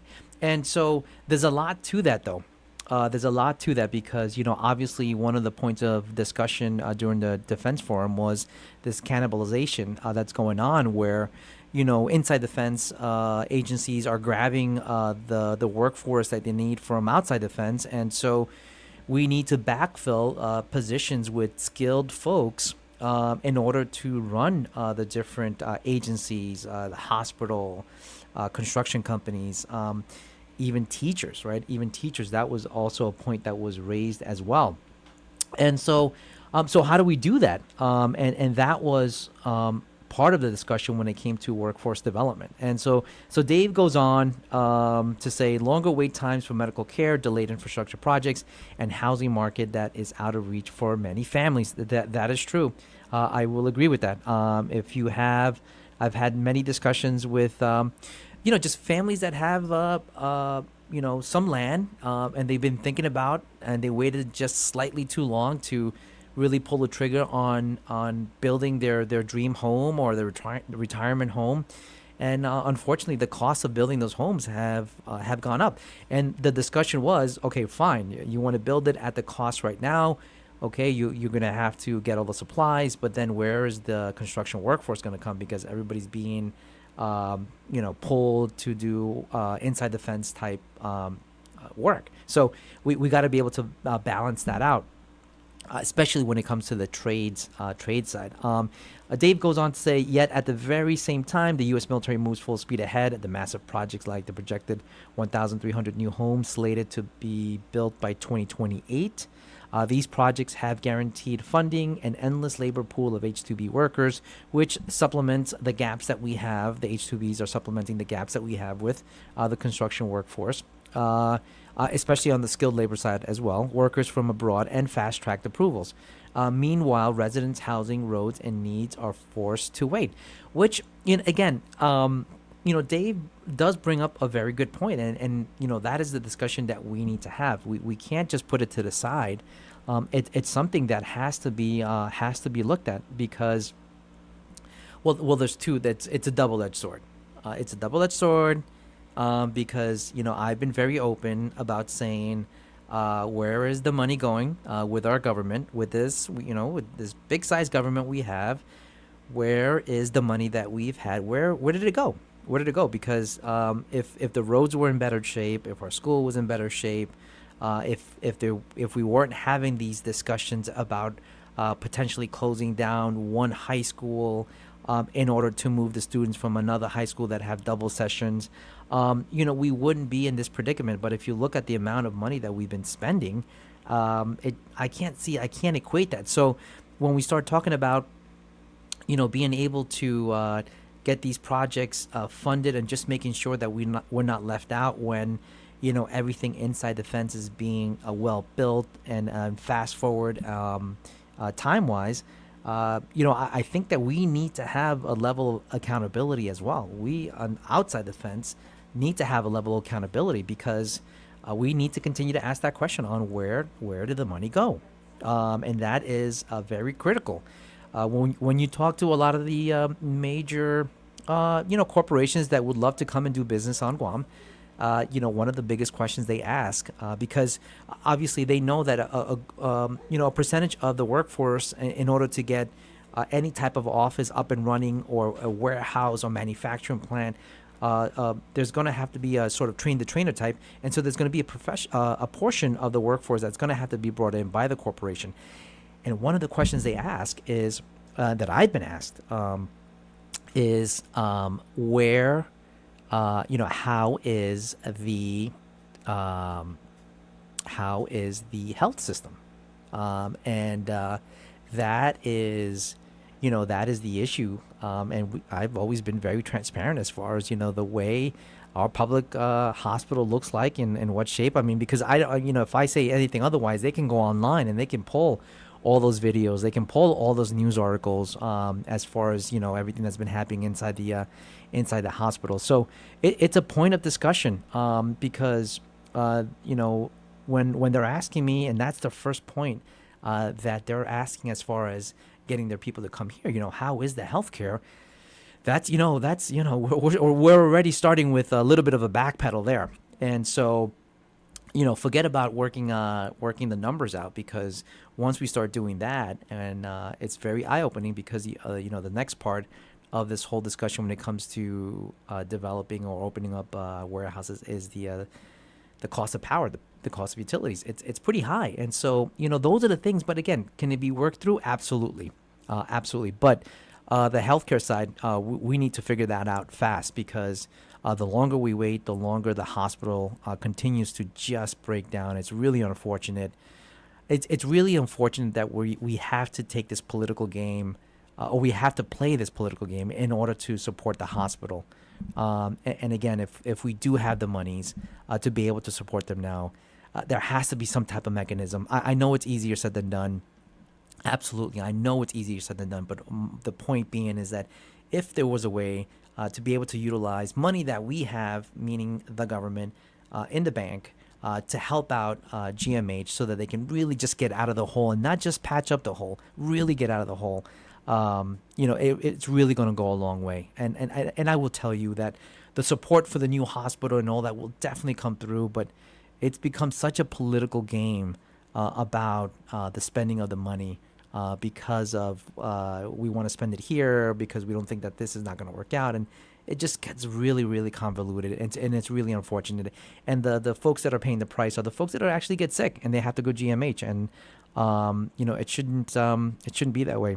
It should not be that way. So we do have a caller. Let's bring him on. Good afternoon. You're on. Hello. Yeah, I got two questions for you. Yes. Okay. Remember at one time when Governor Carl Gutierrez was governor, and he brought in all these different type of model homes that were made in other places with different type of materials. I've heard of them. Yes. And also the other one, the Humanity, where these people get together and they go build somebody's home, and the next where they help each other. I think on the Gura. Yes. Man, if we can look into those things, those are other ways to build some of our people out there that can't afford $500,000 or $250,000 home where it's strong, withstand wind, and they can live in it. Because some of us are getting old and we might die soon. And all we want to do is make sure that we build a home so that we can pass it down to our children, and they can, you know what I mean? And we can all live and survive out here and scratch each other's backs, man. Because that's the bottom line: is we got to learn to live together. No, absolutely. And that point of discussion has been there because there are ways to be able to get some of those affordable ways to make the homes. Like even, I know this may be a little sound like way off, but it's actually true. It's happening. It's being done. And there's folks here that have been trying to push it as a 3D printing of the homes. They can be fortified, but the issue is the not the policies, but the regulations, right? They're not in place and they haven't been evaluated. They can't get approved. And so, we still have that red tape. There's a lot of bumps in the road for us to be able to, work through and be able to get these affordable homes up and running. So, but to your point, I'm pretty sure they can get it done, man. Because, like I said, some of us don't have that much longer to go. Yeah, we just want to build homes. So when we do go, we know that our kids and our grandkids have a place to go to, and it don't have to be no fancy $500,000 home. Like I said, they brought in different models from different places and we're not asking for too much, man. We just want to be able to have a roof over our head and food on the table, and our children are healthy and send them to school. No, absolutely. And just to the fact that, everybody fought so hard to get their land back and then they can't build a home. Like what, what is that? Yeah. And so. But you're a big help, and that'd be nice if you can find out more about that information, and maybe we can get to that faster. Yeah, we have to. And, again, that's been a huge topic in the last couple of days, right? I mean, we know about it. We know that we don't have enough homes, but, there's certain areas, the community still, I mean, if you go down south or up north, I mean, it's like that you have so many families that have land that they would love to build, but, one, they're either priced out. Two, they may not have the mechanism as far as having the companies that can build them. And so we have to find alternative means to be able to do that. And they're out there for sure, 100%. Yeah, we need to do it because when it comes to everything else, they can come in here and we're building homes and we're building this, we're building. Man, we need to take care of our people because a lot of us are getting old, and like I said, a lot of us are growing at a younger age. We don't live to our 90s anymore. They're starting to drop at 40s, and we just want to make sure that we have a place on the rock that we can call home. Absolutely. Completely. Anyway, thank you, man. You guys have a nice weekend. No, you too. Have a great weekend. And those are all great, valid points. And, he kind of brings up another crazy point, is the age. For some reason, we've seen, and again, I don't want to be a conspiracy theorist or anything, but, in the last year or two, I mean, we've seen a lot of the younger, like between 40, 50s, really, drop. And, the question being is like, why is it? Especially, is it the environment that we're in, or is it due to the COVID shots? And again, not being a conspiracy theorist, but it is something that I've been noticing, and there's been other folks discussing it as well. We're seeing it happen younger, which it should have been longer. So we do have another caller. We definitely want to jump on that. I want to. We have Dave on the line. Hi, Alpha Dave. Dave, you're on the air. Oh, hi. I'm sorry. Hey, Hi, Dave. Charlie. Hey, Dave. How are you? Thank you so much for calling in. Yeah, I had to thank you for reading a little bit of what I wrote recently. As you were talking about it in the letter to the editor, I mentioned, the housing 1,300 that's proposed to be built in the military, and a lot of the things are fast-tracked. So I took that and I said, let me call DPW. And I did. Did you know? I didn't know. I thought it was fast track, but if they built homes on the basis, they don't need to get any permit, occupancy, building permit, nothing. Different rules and regulations. Exactly. But, again, that's the whole premise of my article. It's where's the equality there, and that comes to mind if they don't need any permits from our government, DPW, let alone, roads. How about if they build roads? Do they need to go through DPW, or is that bypassed as well? Yeah, I mean, those are really great questions, and I would imagine that they would not have to go through DPW if obviously from a jurisdiction standpoint. But the question is that I would also imagine that the permitting process is a little bit more streamlined, a little bit different, maybe not so much red tape, or they know exactly what they need. Right. The question was, like, for example, if they did environmental impact study on the land 3 or 4 years ago, everything was cleared. How much of that has changed, and why would they have to do another environmental impact if to get clearance and all that? So there's a couple of things that I think that are very, the rules have to change. I think that. Our again, I'm going to harp on the process that we have. I think it's very cumbersome. We got to streamline it. I think it takes way too long. I think it takes way too long for permitting. Absolutely, that's one of the major arguments from companies that come to Guam to do business. They said that to get all these permits takes a long time, and it's a tedious process. And, again, the whole idea behind that article I wrote was basically, where's the equality? I understand they're the military. I'm a military guy like yourself, and I understand that. And then I'm not even touching on, I just thought about it as we're talking, when you apply for permits and all this stuff, I'm sure there's fees that are associated with it. Huge fees. Yeah, and if the military, for example, I'm using the housing project, 1,300 they're proposing, Gov Guam is going to lose out in revenues as well. Right. I mean, if you want to... Anyway, just wanted to throw that in there, and, as the article, if you read the article in its entirety, everything else, from roads to water to power. I know those were brought up during this forum that they had to deduce it, and I'm glad they did. Some people brought it up. I was not able to attend, unfortunately, but at least we're spurring or pushing the issue and letting them know that there's the equality is just not there.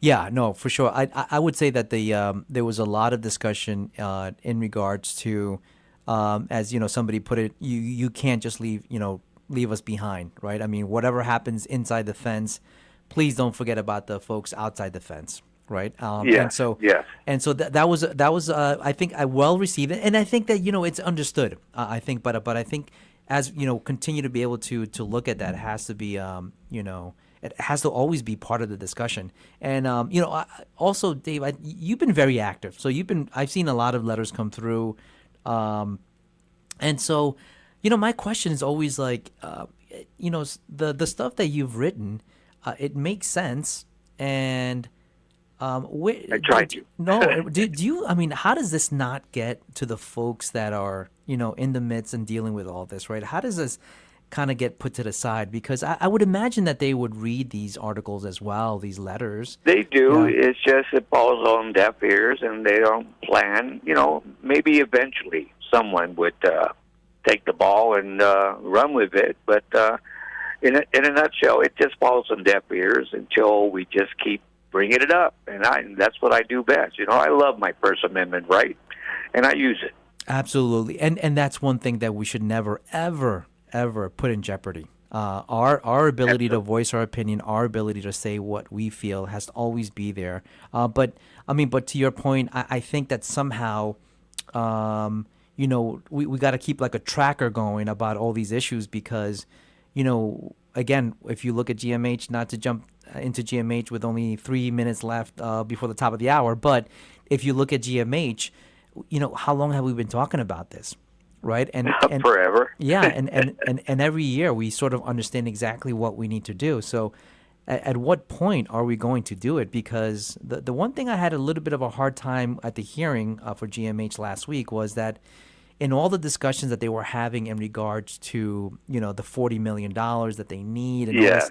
I'm glad you brought that up. There was not one point of discussion where it came to is, how do we fix the problem? Okay, I'm going to give you the $10 million or the $4 million for the supplies and for the warehouse, yes. $20 million to pay down the vendors, all that stuff.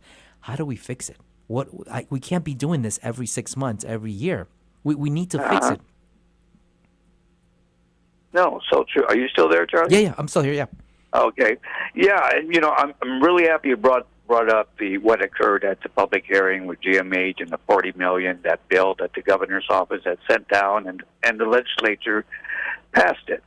They authorized $40 million to be allocated to GMH. Do you know, Charlie? Because I know how long that $40 million is going to last them. Oh, this is the part that I 26 million right off the bat is to pay arrears. Correct. Yeah, and then the remainder is a drop in the bucket. During the hearing, GMH even alluded to the fact that the $40 million would probably last to the end of this fiscal year, which is what, next week? Yeah, end of September. Yeah, it ain't going to last long. So I don't know if you read a previous article. I wrote an article about that. I said, yes, we're trying to get, well, even the legislature, they did a resolution. They're trying to get that 104, 105, depending who you ask, that the ARPA funds that are sitting in the bank. They're trying to get that released and give it to GMH so we can sustain our current GMH until they get over all the court cases and all the obstacles to build a new hospital. Right. Yeah, I mean, it's out there. I'm not making this stuff up. It's the fact.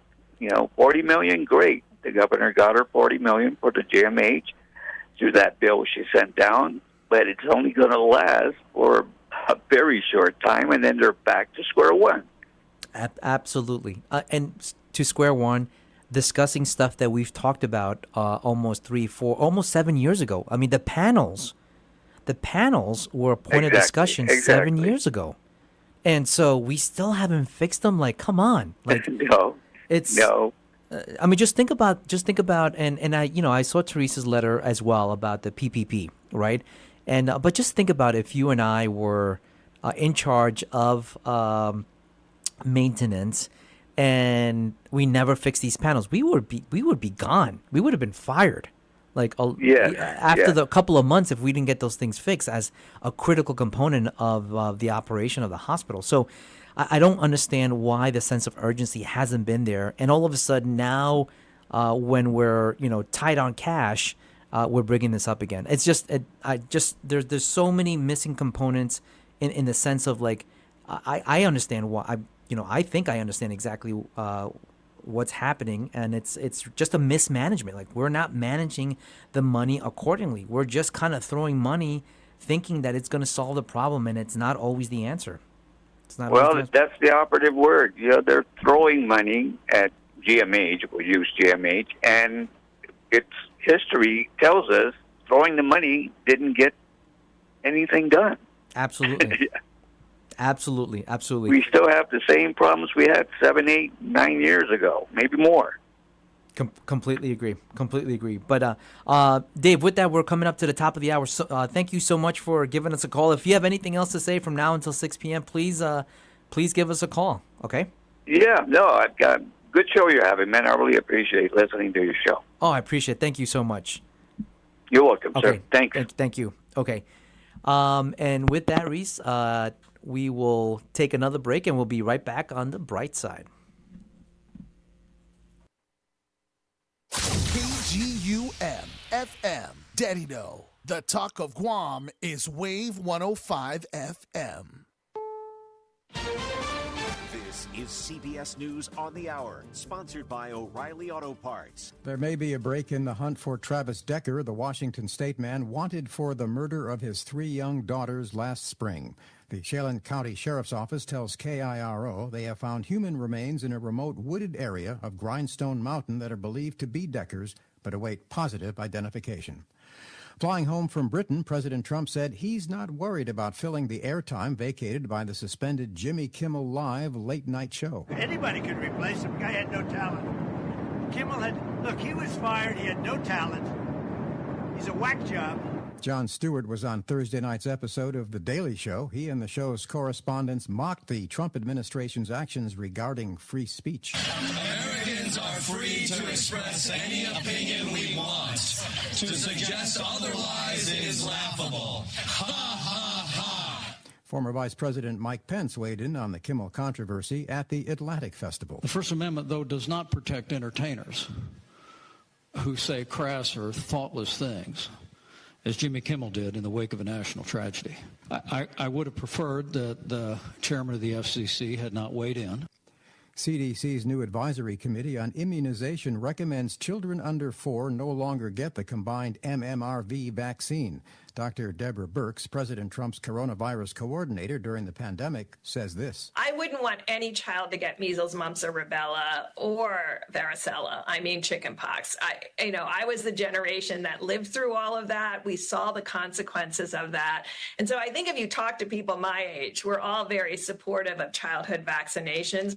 Correspondent Jennifer Kuiper has new research that looks at the relationship between type 1 diabetes and premature death. New estimates gathered by research and advocacy group Breakthrough T1D predict that 9.5 million people are living with type 1 diabetes worldwide. According to the study being presented at this year's meeting of the European Association for the Study of Diabetes, that would include an additional 4.1 million people if they hadn't died prematurely due to inadequate diabetes care or non-diagnosis.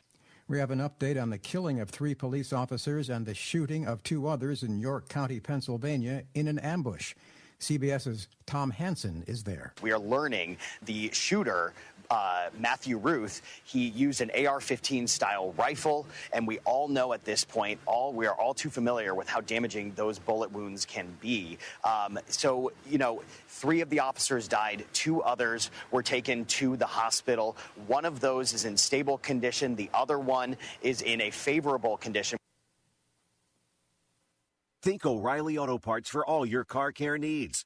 Get the parts and service you need fast from the professional parts people at O'Reilly Auto Parts.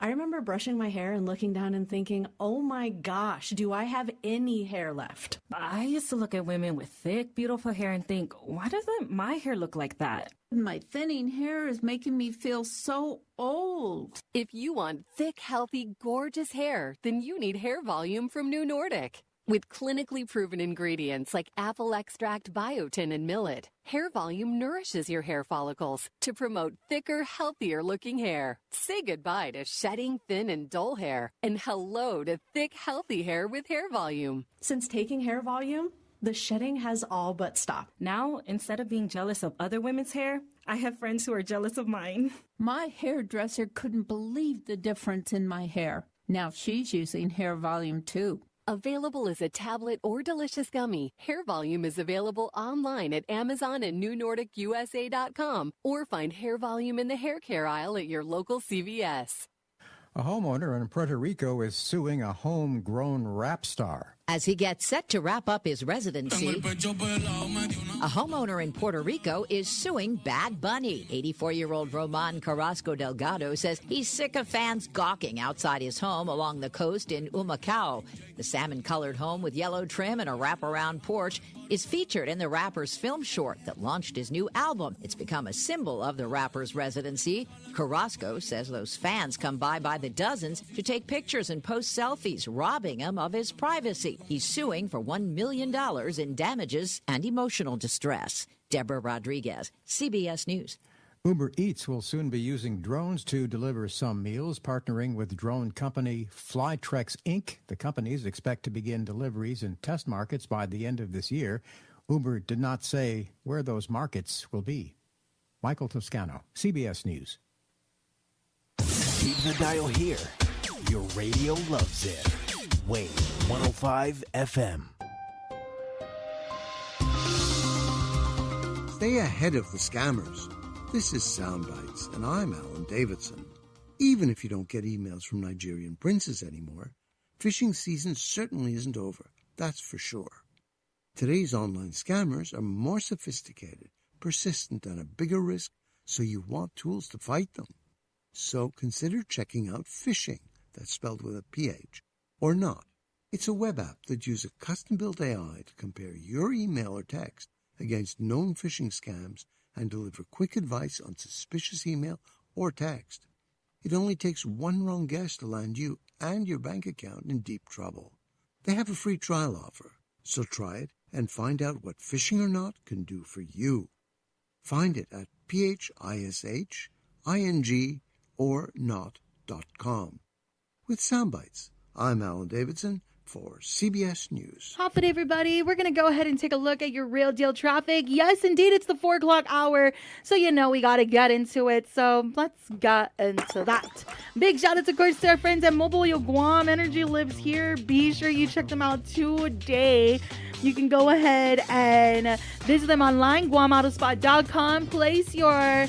not your order, but be sure you schedule your test drive and then see what they got on the lot for you. Big shout out to our friends over there at Guam Auto Spa. We also want to thank our friends at Mobile Oil Guam. Energy lives here. Alrighty, here we go. Taking a look at real deal traffic. Right now, things are looking okay. But, man, there's a lot of traffic coming from the south, right? For anyone who is headed towards the Adelup intersection, there is traffic coming from Asan, and it's quite a long line of cars. I don't know if there's anything going on out there, but if you're in this traffic and there is, please feel free, if it's safe for you, to WhatsApp us if you're in the passenger, or if you are parked, not at the stoplight, if you're parked where your destination is or before you head out, let us know, okay? Let's see. So again, like I said, the traffic is pretty bad there in Adelup, and it goes all the way down into Asan, close to the underwater observatory there, which is a pretty long line. So hope everything's okay. There is some traffic for those who are traveling through the Nimitz area as well. You're going through the...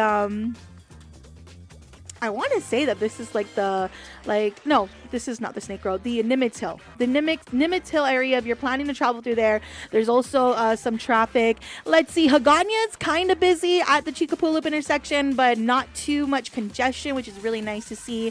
Tamuning Route 1, pretty all right. You got traffic kind of starting to form there at your main intersections. We're talking about right in front of, let me pull this up, the Mobile in Tamuning, right? So at that intersection where the Airport Road is, Mobile, you definitely got traffic coming out of Airport Road into Airport Road and headed towards that intersection, headed northbound. But no congestion. Just, again, I think like your regular schmegular traffic, you know what I mean? Like it's just preparing to get congested. But we can pray that it doesn't. Here on Route 16, there is traffic as well, right at the Harmon Loop Road intersection. It's looking pretty congested there. So if you're coming down the overpass, headed to that intersection, be aware of that. Otherwise, everywhere else is A-okay. But let me just check down south again, okay? I cannot forget my southern friends. Hello. It's pretty all right down there as well, which is good to see. So continue to drive safe, friends, whichever way you're headed to, and continue to keep it locked here. Again, this is your Real Deal Traffic Report here on Wave 105.1 FM. Again, being brought to you by Mobile Oil Guam. Energy lives here. And our friends over there at Guam Auto Spot. Tune in every Friday on Wave 105 FM with Patty Arroyo for the Hilton Trivia Challenge. Test your knowledge and you can score dinner for two at the Hilton Guam Resort and Spa. It's brought to you by the Hilton Guam Resort and Spa only on Wave 105 FM. Hawthade Guam. Yep, it's me, the Guam Guy. And you can catch episodes of my podcast, The Guam Guy Show, not only on YouTube and Spotify, but every Friday at 11 a.m. on Wave 105 FM.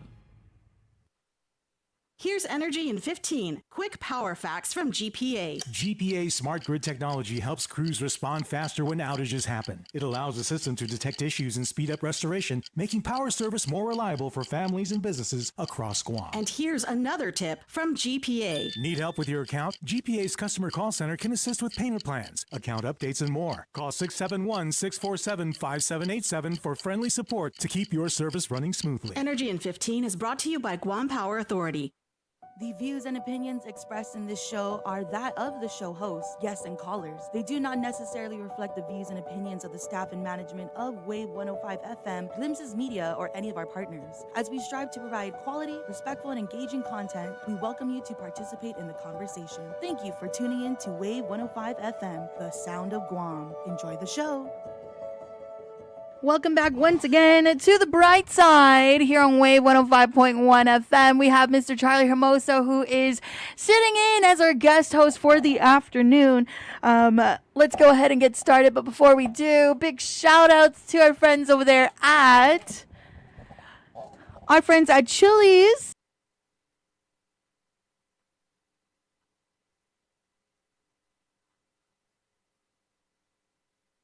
Be sure you check out our friends at Chili's today. They're bringing you the bright side at Chili's. More live, great food and great value happen here. We also want to thank our friends over there at GTA. We start with you. Thank you to our friends at Subway. You got to refresh to be fresh. Visit them online at subwaypacific.com. We want to thank our friends over at Micropack. You can visit them in the Micro Mall. They got 2 locations to serve you there. And they have, of course, their location in Tamuning.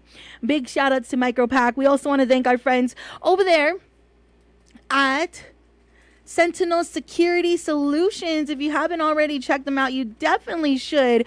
Our friends over there at Sentinel Security Solutions is Guam's premier provider of professional security services. They're delivering operational excellence and protective services across commercial, industrial, and residential sectors. Thank you to our friends at Sherwin-Williams. That's right. Rain's coming fast, and are you ready? If not, defend your home with Sherwin-Williams Locks On. It's engineered for Guam's dry to wet season shift, built tough, made to last. Protect what matters today. And ask Sherwin-Williams. We also want to give a thank you to our friends over there at Code School of Guam. Learn, code, and lead at the island's first coding boot camp. Your future in tech begins with us at Code School of Guam. Once again, thanks so much for tuning in. This is The Bright Side with our guest host, Charlie Hermoso. Let's get it started.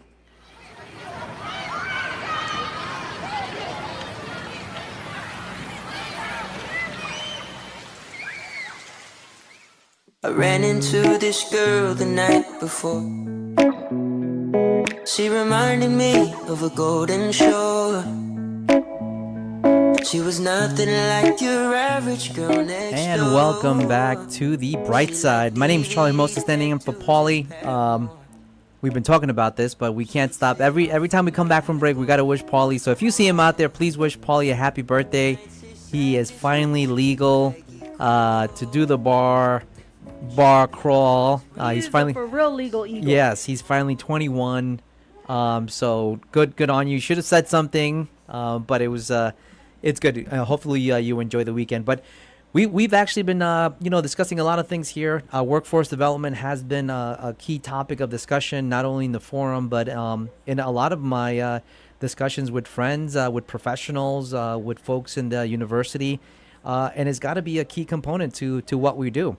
And one of the things that is part of the discussion is, how is Guam going to look like in the next 5, 10, 15, 20 years? And, obviously we need to make sure that we take a look at all aspects of what the workforce development really really entails. And so so it looks like we got a couple of so we have Mike on the line, or oh yeah, absolutely, bring him on. Hey, Mike, you're on the air. Hey, Mike, good the day. sports guy. Hey, good morning. Good morning. Charlie, Sorry, I'm still a little off. Morning on the East Coast, afternoon out here. Good afternoon, Mike. How are you?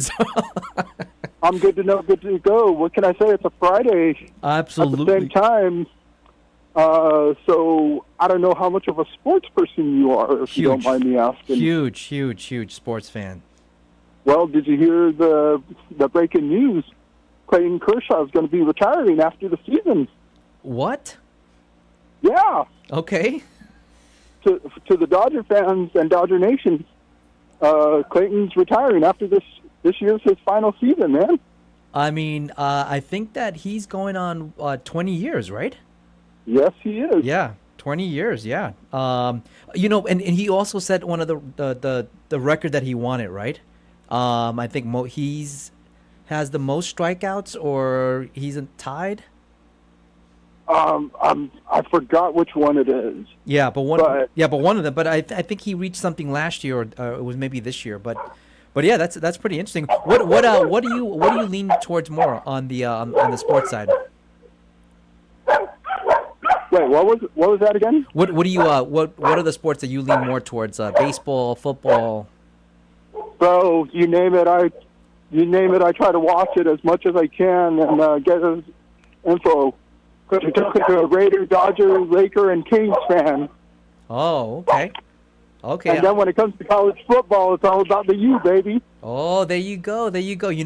Selfishly, one of my friends, we're in a local chat, and he was asking us, "Hey guys, what do you think? My daughter is looking at universities. We're looking at going over and kind of checking them out, and one of them was the U." And so selfishly, I've never been down to a football game. But I mean, I see it. I think it would be a great time to go down to Miami, Florida. And we all said the U, but I think that was just a selfishly answer that we gave them. But yeah, have you ever been down there? This, out of curiosity, what were their options they were looking at? So she's actually she actually advanced. So she skipped a grade. So she's actually 16 years old, which is kind of a little bit. So she'll be 17 when she hits her freshman year. But her other option was NYU. The U. The other one was potentially University of Texas, UT. Okay. And UW. Okay, so here are all the pluses and minuses of them. Okay. NYU, you go there, it's the Big Apple. Yes. What can I say? Right. You got your choice. You can hang out in the city. You can go to one of the 5 boroughs, and you can always catch a game here and there, whether it be at Madison Square Garden or in the Bronx, or if you want to head over to Jersey and catch a Nets game. Yeah, absolutely. Then, now, you go down to Miami, you're closer to spring break and the Daytona 500. And you kind of have weather close to Guam. The exception is they have hurricanes and not typhoons. Okay, girl? Right. You go to Texas, you'll get that great music scene at UT Austin. Yes. And delicious food. Yes. Also, you'll also get involved with the Red River rivalry between Texas and Oklahoma, and Texas A&M. So there you go. Absolutely. Now you go to UW. You'll be up there in the Seattle area, and you'll be able to catch a. First off, you'll be able to go to Fisherman's Market there. So there you go. Yes. At the same time, you'll be able to catch a Mariners game, and also check out the Seattle. I forgot what the name is for WNBA. Oh, so, the women's is. It isn't the Lynx, is it? No, it's I think it also starts with an S, isn't it? Yeah, I forgot what it was. Yeah, yes. But I can't get it. I can't remember it off the top of my head. But you'll also have a good time up in UW and all that stuff. So there you go. Yeah, absolutely. And that's that's the way you got to look at it sometimes, right? Oh yeah. I mean, for me personally, here's the thing: go to a place that you know is going to challenge you, and also you'll have experiences that you wouldn't be able to. You wouldn't have you would. In other words, go to a place where you have experiences. Like for example, you go to ACC country, you'll experience some big time games. You go to SEC country, you'll experience some of those big time games too. Absolutely. And of course, now that UW and Washington State are, I don't know if they're still in the Pac-12 or if they've gone to what's that called again, the Big Ten. Yeah, I think. Then you'll experience some tradition there in the Big Ten with their sport. So it's going to be an interesting decision for you, and whatever decision you make, your parents, your family's got to roll with it. Oh yeah, for sure. And we'll see exactly how that all develops for sure. But Mike, while I do have you, I want to, and maybe you do or you don't know. And you've been following the Savannah. I'm sure you follow the Savannah Bananas, right? What? The Savannah Bananas. Do you follow them? Something. It's a I don't know if I'm not familiar with it. The baseball, that's a alternative baseball league, and they started off but they have these, the reason why they become so big is because they've created this environment for on really taking things that we used to see in the minor leagues in baseball, like where they would have the large-headed in the seventh inning, they would start running and everybody would be clear. I know what you're talking about. Yeah, and so. But I actually ran into somebody who was an umpire back in the when the Guam Major League was running through, and I asked him a question. I said, "Hey, is that ever coming back here locally? Would you know anything about that? I mean, as far as when do you think that we would ever bring back? Is it when Paseo gets all straightened out, or when do you ever think that's going to come back?" Here's the thing. So when they started up Paseo, GML and all, they wanted to extend it past June. It's a good idea. However, though, they got to remember that the reason why it went from back in the day, it went from January to June, is because after June, you're running, or once June hits around, you're running into typhoon season. Right. And the rainy season. Right. So that's why they kept it like that for so long. At the same time, that era, that golden age of GML was magical, dude. Back then, you had the AK Islanders, the Miller Stars, the Danny Heights Cougars, the UOG Tritons, who later on became Continental Jets, and the Pepsi Giants and Exxon Tigers, who came in '86 and '87. So yeah, man.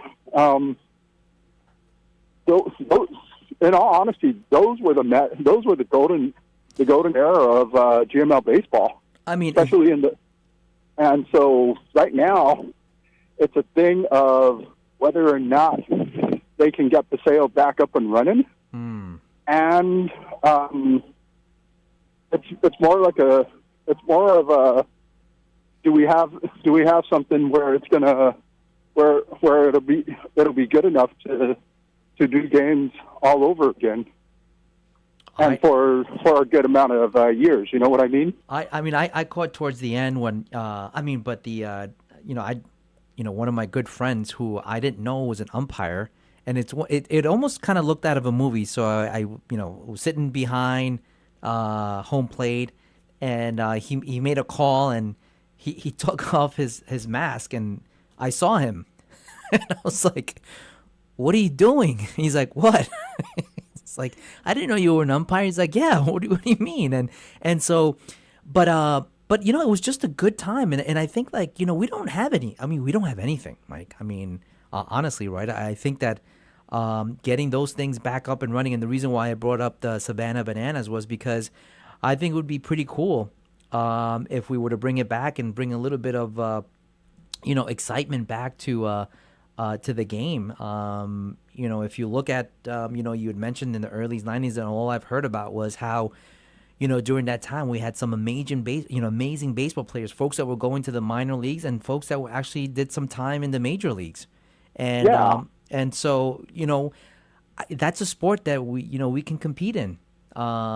Sport that we can send our boys and girls to play in on the mainland side and at the college level, and then at the professional level, at the Olympic level, right? I'll tell you this: when I was back in the States, when I was living back in the States and all that stuff, and every time Little League World Series came around, whenever I saw a team from Guam there, I was cheering them.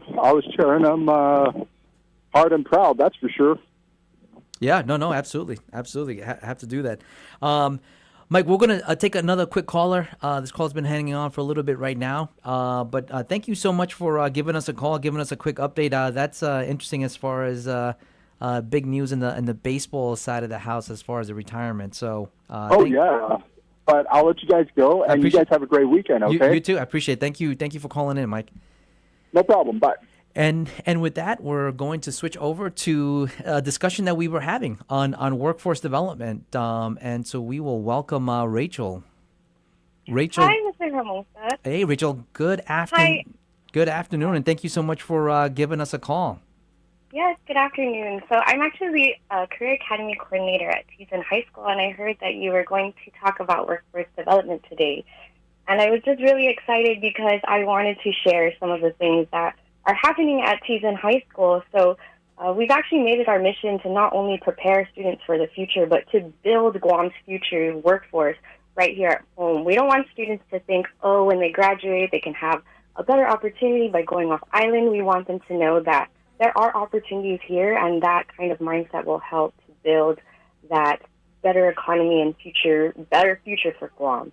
No, I did wanted to call you and talk to you about it. No, absolutely, and that's exactly that's been exactly my point today, because we started talking about workforce development because of the defense conference defense forum that I just attended the last 2 days here, which was it was a good forum, and workforce development, right, is always a key question that's been asked. And one of the things that was on the one of the panelists was really talking about the fact that in order for us to really understand what we need to better understand how we're going to look like the next 5, 10, 15 years, so that we can start backtracking and really getting our students ready for that next step, right?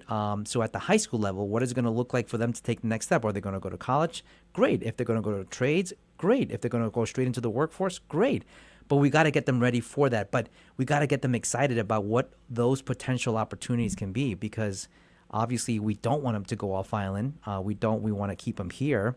And I will say, Rachel, that you by far you guys, Teason High, to me, has been leading the charge in everything that we've been talking about when it comes to workforce development, through the different pillars, the different pipelines that you have, the internship programs, the outreach programs. I mean, you name it. On the where I sit as well, I'm also the president of the ACTE, the career tech side, and everything that we've been talking about, you guys have been leading the way. And so, can you talk a little bit more as far as the programs that are going on now, and what you sort of see in the future?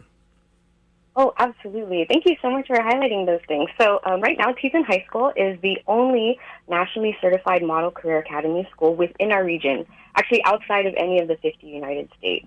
And that progress didn't happen overnight. That has been years of restructuring and aligning curriculum, training teachers, getting all of our students and our parents on board, and then also making sure that we partner with the college and career professionals here locally, because that is who we're preparing these students for, right, to work for the workforce. And so this has taken years of data and just refining and revamping to get to where we are today. And so we are very, very proud to say that we are the only NCA certified Model Career Academy school. We have 12 different pathways, including just this year we started Guam's very first law enforcement pathway in partnership with the Guam Police Department, which is very exciting because it's actually the GPD officers who will come into our school and teach the students the curriculum that they need to know to help them get into the law enforcement career field. And that's pretty much how all 12 of our pathways work at Teagan High School. Is they choose their academy and then they choose their pathway, which is the field that they might be interested in, on almost like choosing a college major. And we really try to give them the experiences and hopefully even the certifications that will get them to be ready for that field that they want to get into.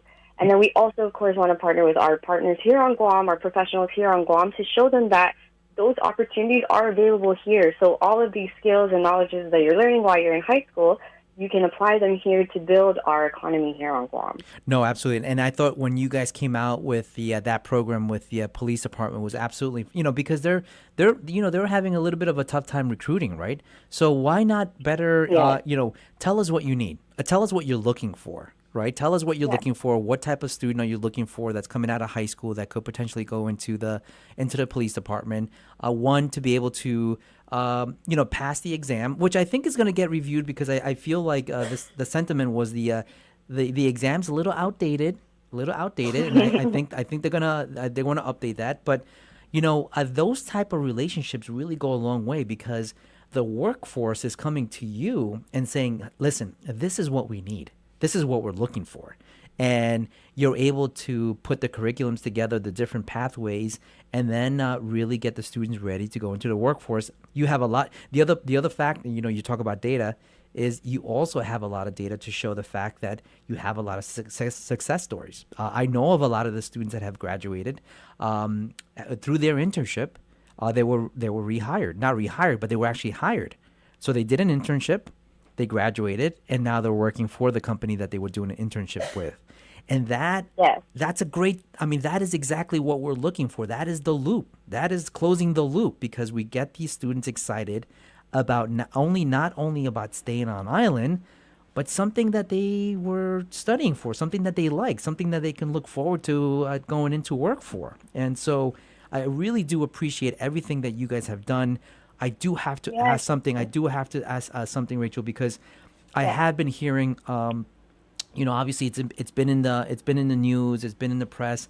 There has been some rumbling in regards to potentially, the closing of Teagan High. Is there anything that you can share with us on that, or is that just still sort of kind of hanging over everybody's head? Well, I guess nothing for certain has ever really been shared, but, we do hear through, a little, like, the grapevines that it is a possibility, and we really just hope that the public and everybody will see all the hard work that has been put in.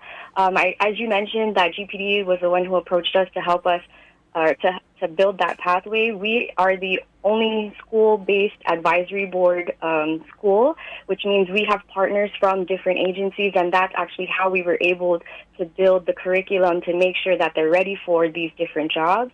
And so I think those different partnerships with the public also would send kind of a bad message to show that, like, we're really trying to close the gap. And if our school were to close down, it would kind of maybe send a different message to the public because we're really trying to work with that partnership and meet that goal that we want the students to be ready. It's not just about our school. I think a win for our school and understanding that our students are succeeding and going into the workforce with these certifications and these experiences and these internships and that proof of getting hired after their internship.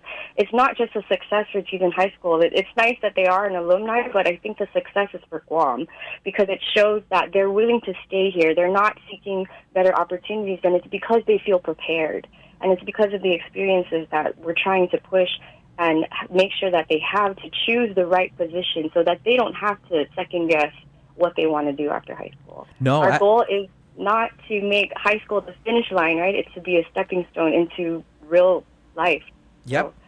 Absolutely, completely agree. And honestly, that would be a disservice for the amount of work, for everything that you guys have done to be able to get these students and the different pipelines, the relationships that you have built across the board with the different business partners. I mean, I can't believe that. I know, the folks that and the powers that be and the board members and all that in GDOE, they have to act to ensure that they balance everything out.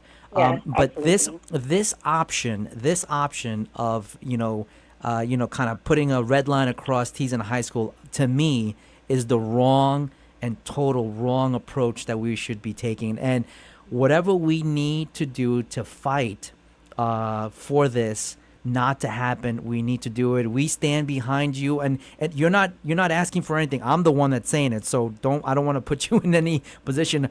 But I personally want to say that I want to fight. Like, whoever's listening right now, we need to be able to stand up and fight, because I will tell you, I personally have done a lot of work with Teason High. I've been so proud, even at the junior ROTC level, with the colonel there.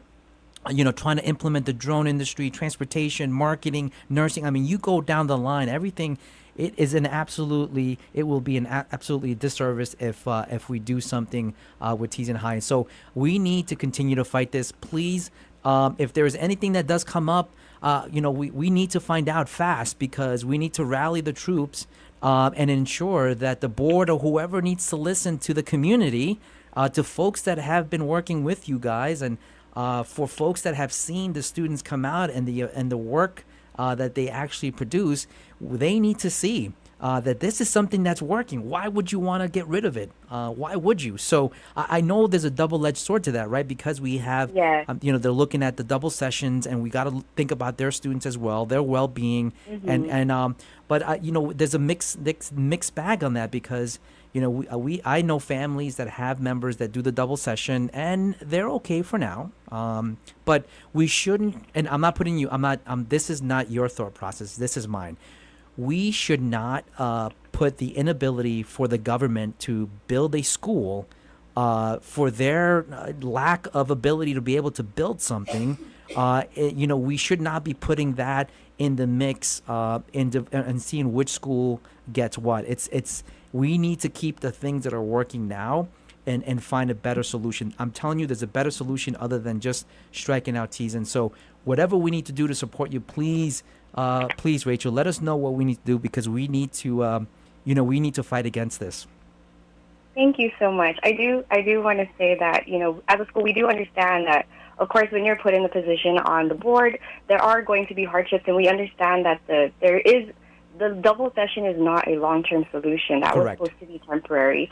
But, I want to thank you so much for agreeing that there could be a different solution than closing not just Teason High School, but any high school.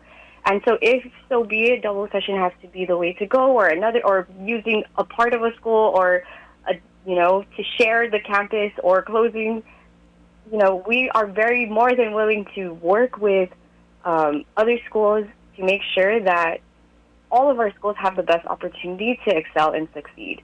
Because the idea is not to pit a school against another school, or we should close and this should stay open. It should be about the students excelling and building our economy here, and building the productive citizens to make sure that Guam excels as a whole. And so you did mention, what can we do? I do just want to put out there that we do have a scheduled Guam Education Board meeting coming up, and we do hope to show up and see the support, and maybe hopefully see what they have to say and get any recent updates about what we are all kind of thinking about. And so that if you are available, it is going to be next week Tuesday at 6 p.m. at the GDOE gallery in their headquarters building. So if you have any thoughts and if you want to come and share, we'll see you there. I appreciate it. It's Tuesday at 6 p.m. next week at the GDOE headquarters there. Yes. Right next to you guys, right? Yes.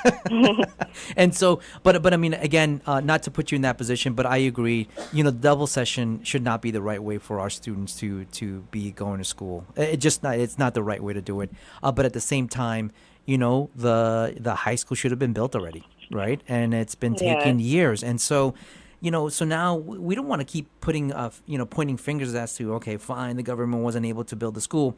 But I honestly think that closing one high school, there's other ways to be able to manage this, honestly. And I think that maybe there's an opportunity for open discussions for, maybe there's somebody that has another idea that's not on the board that could potentially present that to the at the meeting, and maybe it'll sway the opinion, or maybe they'll strike that. Maybe they'll say, you know what, we took it, this weekend we took some time, recharged, and we're not going to do it, right? And hopefully that's the outcome that they make. But we really need to we really need to support you, and I completely agree with you. You have my full support.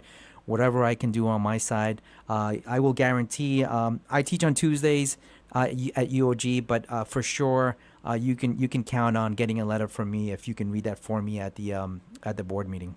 Oh, thank you so much, Mr. Hermoso. That sounds wonderful. And I just to end, I just want to say that thank you for taking my call. And I was really excited when you said you were going to talk about workforce development, because we're at Season High School. We're just so proud of our students and our teachers and our parents for being on board, and of course our professional partners. And we just want to remind everybody that we're building something that doesn't just belong to our school. It belongs to all of us. It belongs to Guam.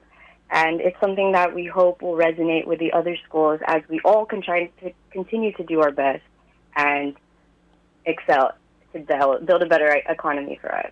Yeah, no, absolutely. I thought that, when we met about a year ago in one of our ACTE forums, I thought it was a great discussion across the board with all the high school teachers and principals. And I thought that getting that connection with the private partners and was really good, and we wanted to expand on that. So, hopefully we do the right thing, and however we can support. And it now more than ever, we need to make sure that we shape up the workforce development as far as ensuring that we have the programs in place to really get our next generation of leaders ready to get in, to the different pipelines. And they're, but we got to get them excited as well. And that's part of the whole evolution, getting them excited as far as the different industries that they may be, that they can go into. We're so excited. We've already come this far, and we're so excited. There's so much more to do. We have a lot of plans, and we are open to also sharing our Career Academy model and expanding it and continuing to build on. It's actually GDOE's goal to make sure that we have graduates who are college and career ready, and this is a great avenue that we've been trying to meet that goal at. And so all the things that you said, yes. Absolutely. Well, Rachel, thank you so much for giving us a call. I know there's a lot of stuff going on. I hope you and everybody there has a great weekend, and we will definitely be in touch next week. And like I said, for all our listeners, please, support, because I think that, or even support in the level of understanding as far as what the high school has been doing. I mean, because you will see the extensive work that has gone into creating these different pipelines. So it's very imperative, especially when we have these discussions as far as the workforce development. Right now, it's very key, and I hope they really take another look. I hope it really just it was a part of a discussion. It doesn't really go through, and we can come up a better way to be able to really help our students with the double sessions, for sure. Thank you so much. Yeah, Rachel, thank you so much, and have a great weekend. Okay. Yes, happy Friday. Thank you. Yeah, absolutely. And so with that, we went a little bit over, Reese. I'm so sorry. I don't know. That's okay. Let's continue, man. Oh, okay. We got a good thing going. Okay. I'm okay with that. Sounds good. That's all right. Let's get John. John is another great man. Welcome. Half a day, John. How are you?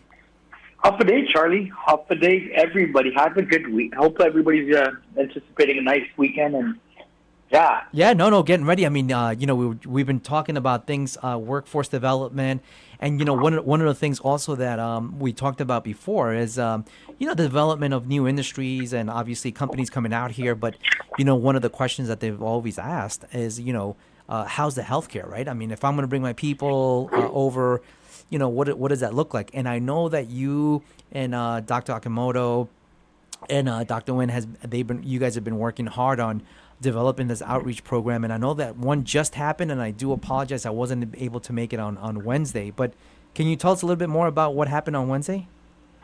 So, thank you for giving me the opportunity. So, actually, this was also Speaker Blas was very instrumental. This was actually an idea that was popped up, and I was just reached out to by Dr. Akamoto, and because there are changes with Medicare and Medicaid, we wanted to do something. They brought it to me and said, "Hey, we need to get this information out, and we need to reach out to our the public, because there are changes in Medicare and Medicaid that are going to affect our people. A lot of people here. We've got so many people on Medicare and Medicaid, our Manunku the people who people who are struggling, right, or are under public assistance, and we need to work on something that's going to promote preventive health care, right? And we're so glad that we had the Community Health Center come out. The Guam Pharmacy Association was represented, GRMC, AMC, of course. Actually, we had a transport company there. And then, of course, we had the Guam Diamond Lions Club, because it's about who were there representing bringing out their file of life, which is an emergency contact card.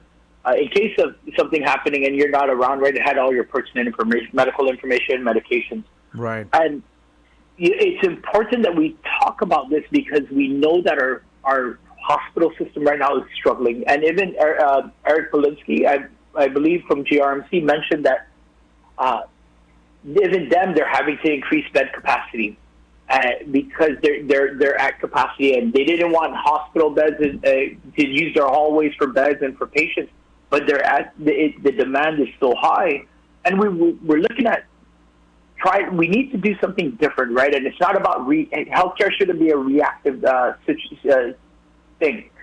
We should treat healthcare like treating the maintenance of our cars, right? We got to be preventive of it. We got to, just like how we have to change our oil, check the fluid levels, fill up our tires for our cars. We should be checking every so often, checking our blood pressure, going to see our doctors, getting our labs done, to see if anything that may be creeping up that could be prevented. Because that's how we alleviate the pressure within the hospital system that's currently struggling. Yeah, and we get ahead of it, right? We get ahead of them getting seriously sick, right? I mean, so we look at just like the military. When you're a Marine, and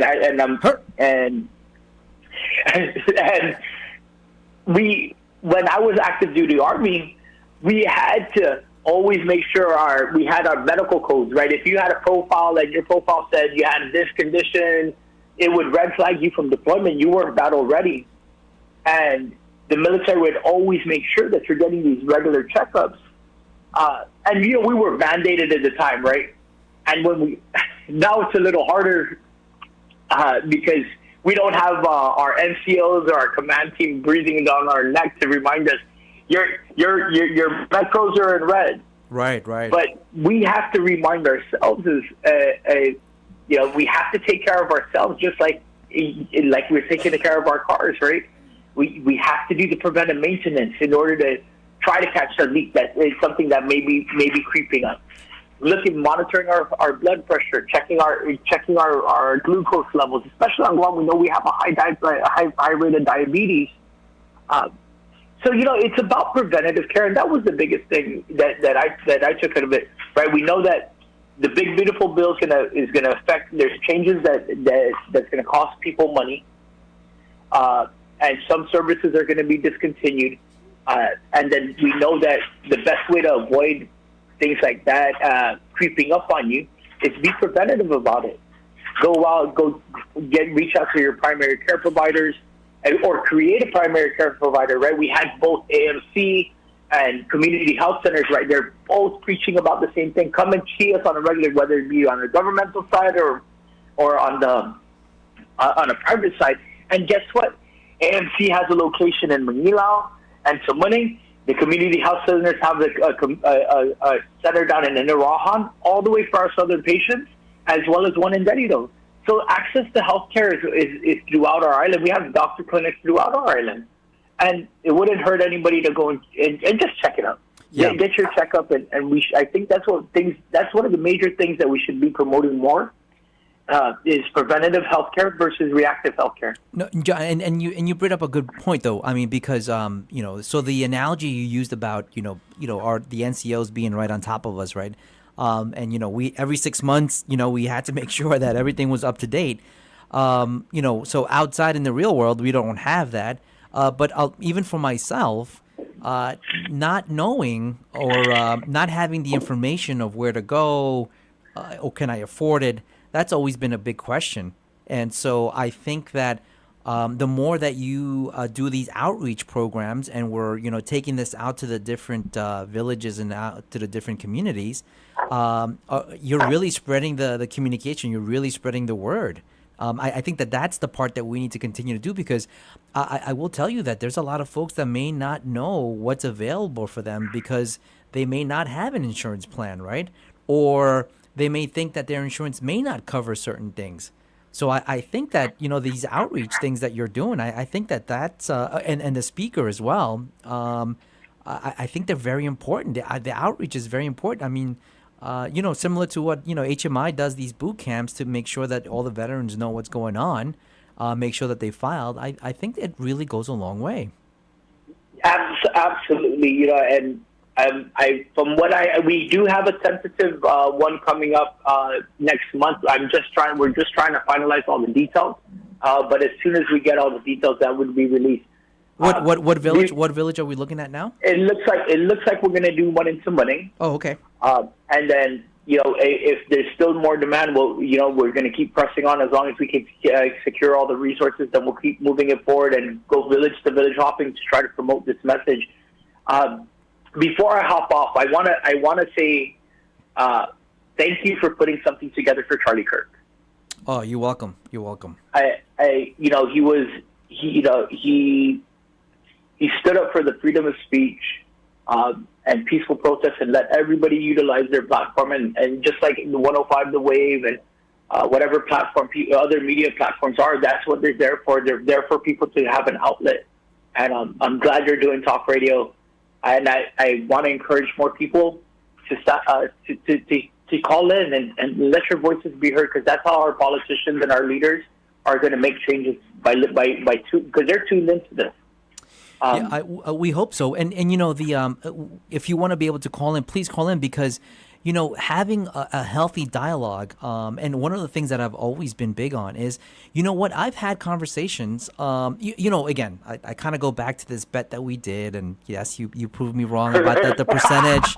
Oh, okay, yes, we talk, but you showed me something, and now I know, and so it kind of, and then not only did you show me, but you gave me a little bit of the mechanism that you use to be able to understand, because you've been doing it for so many election periods, and the percentage, and by the flow at certain hours. I mean, you have it down to a science, but now I understand it, right? So one of the things that a healthy discussion can do is be able to kind of understand other people's side. You don't have to agree with them, but the one thing that Charlie did really develop was that mechanism for everybody to have a voice.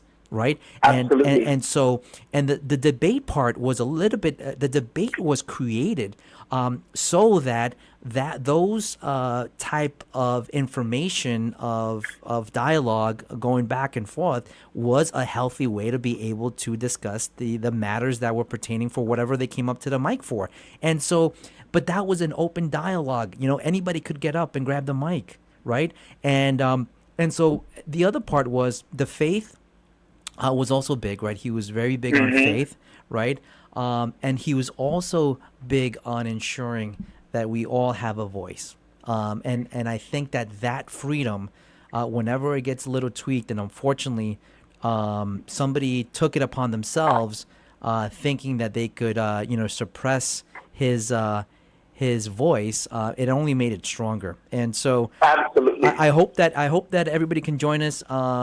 Jeff was great enough to allow us to use this venue on September 28th, from Sunday, September 28th, from 12 to 1 p.m.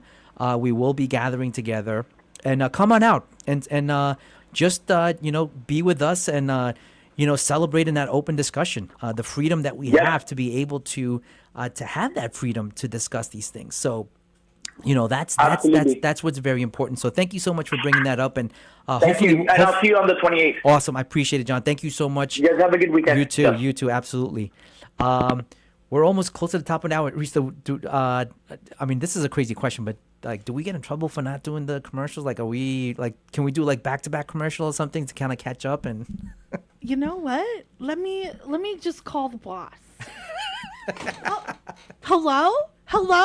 Yeah, no, it's fine. You can tell Charlie it's fine, Reese. Okay, thank you. No, I don't want to violate any rules here. No, you were sorry, John. There we go. He's totally gone. But just real quick then, shout outs to, of course, our friends who bring you your traffic. We'll definitely get into that in the 5 o'clock hours. Shout outs to our friends at Mobile Oil Guam Energy Lives Here and Guam Auto Spot. There you go, Charlie. I appreciate it. Thank you so much. I got you. Yeah, absolutely. That's great. So really, really great discussion as we're coming up to the top of the hour. Again, if you have any thoughts or concerns, please give us a call at 922-1051 or 922-1052. We want to be able to hear from you. If you do have any events that are coming up as well, please let us know, whether it's tonight or this afternoon, tonight, or this weekend, Saturday or Sunday. I know there's a couple of things happening this weekend besides the International Coast Up Cleaning, which is happening tomorrow. I know that I'm going to be there at around 6:30. Garbage bags and gloves will be provided, depending on what group you're with. And then obviously I believe there's also some other races that are happening. So, and that's just Saturday. Sunday, I'm sure there's always some good events and families getting together, brunch activities happening. So, but if you do have anything major, please let us know. I know we also have on September 20th, which is tomorrow, 3 p.m. PARS, at the museum. They'll be meeting at 3 p.m. And so if you can make it 3 p.m. tomorrow at the museum, again, it's always good because you can share information, especially about the cancer survivors, the radiation. I mean, you'll be hearing a lot of maybe information you've heard already, but maybe some new information in regards to the claims and so forth. So besides that, I think we got some really heavy calls, and it's great. We were talking about this. We were talking about workforce development, and I'm glad Rachel called because, if it is, I've heard it, through the rumor mill as well, as far as possibly teasing could be on the chopping block when it comes to trying to kind of flush out the situation that's been happening with JFK students and Sanchez in regards to the double session, which I really don't think that's it's a short-term fix. It's gone a little longer than we would like, but that is because we haven't really been able to get the high school. I mean, I don't even know where we're at with the high school. The high school is almost similar to the Agania pool, honestly. Like, I don't know what's going on. All I know is that nothing's happening. Nothing is happening. I can give you and I can confirm there is nothing happening with the Agania swimming pool. So. For those that were hoping that they were advancing moving forward, unfortunately, I have not seen any activity happening. The open date was set for July 2026. Unless they warp speed it, unless they have a different work plan, and maybe they do, and I hope they do. I don't know. July 2026 is coming up really super fast. Don't see any activity. Don't know what's going to happen. And maybe that rumor that there isn't any money for the pool to be fixed, could put another damper. So I know we had a groundbreaking a couple months ago, but yeah, don't know what's going on. So now even with the high school, so I don't know what's going on with the high school. I know there was a contract awarded, but don't know. I mean, I know there's been a lot of situations happening with GDOE, so we all understand that. So. A lot of pressing issues, a lot of issues that we need to get out there. We just need to ensure that we, as the community, us being on the other side, get as much information as we can, because we're not in all those meetings that the government officials, departments are there. And so we only get information as it comes down, as it gets passed on, or if we read it through the news and however they put it out there. That is the way we're getting our news, through the radio. That's where we're getting our news. And so we just need to ensure we understand what's going on. Maybe there's something that we can help you with if we better understand what is going on. So with that, we're at the top of the hour, and it's 5 o'clock, and we will take a quick break, and we'll be back on the bright side. KGUM FM, Daddy No, The talk of Guam is Wave 105 FM. This is CBS News on the Hour, sponsored by O'Reilly Auto Parts. There may be a break in the hunt for Travis Decker, the Washington state man wanted for the murder of his 3 young daughters last spring.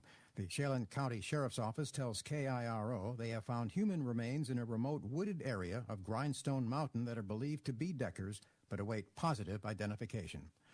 Flying home from Britain, President Trump said he's not worried about filling the airtime vacated by the suspended Jimmy Kimmel Live late-night show. Anybody could replace him. Guy had no talent. Kimmel he was fired. He had no talent. He's a whack job. Jon Stewart was on Thursday night's episode of The Daily Show. He and the show's correspondents mocked the Trump administration's actions regarding free speech. Americans are free to express any opinion we want. To suggest otherwise is laughable. Ha, ha, ha.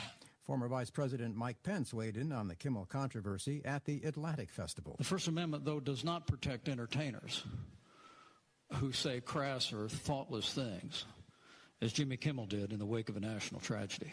I would have preferred that the chairman of the FCC had not weighed in. CDC's new advisory committee on immunization recommends children under 4 no longer get the combined MMRV vaccine. Dr. Deborah Birx, President Trump's coronavirus coordinator during the pandemic, says this. I wouldn't want any child to get measles, mumps, or rubella, or varicella. I mean chickenpox. I was the generation that lived through all of that. We saw the consequences of that. And so I think if you talk to people my age, we're all very supportive of childhood vaccinations.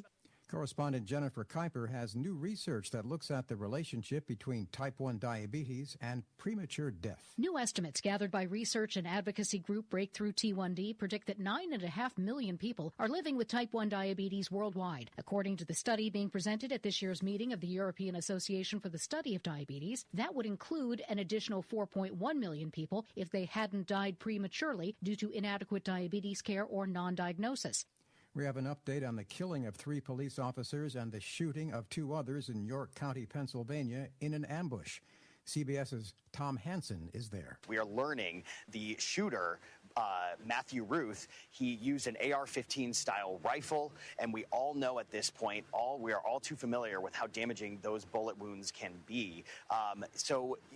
3 of the officers died, 2 others were taken to the hospital. 1 of those is in stable condition. The other one is in a favorable condition. Think O'Reilly Auto Parts for all your car care needs.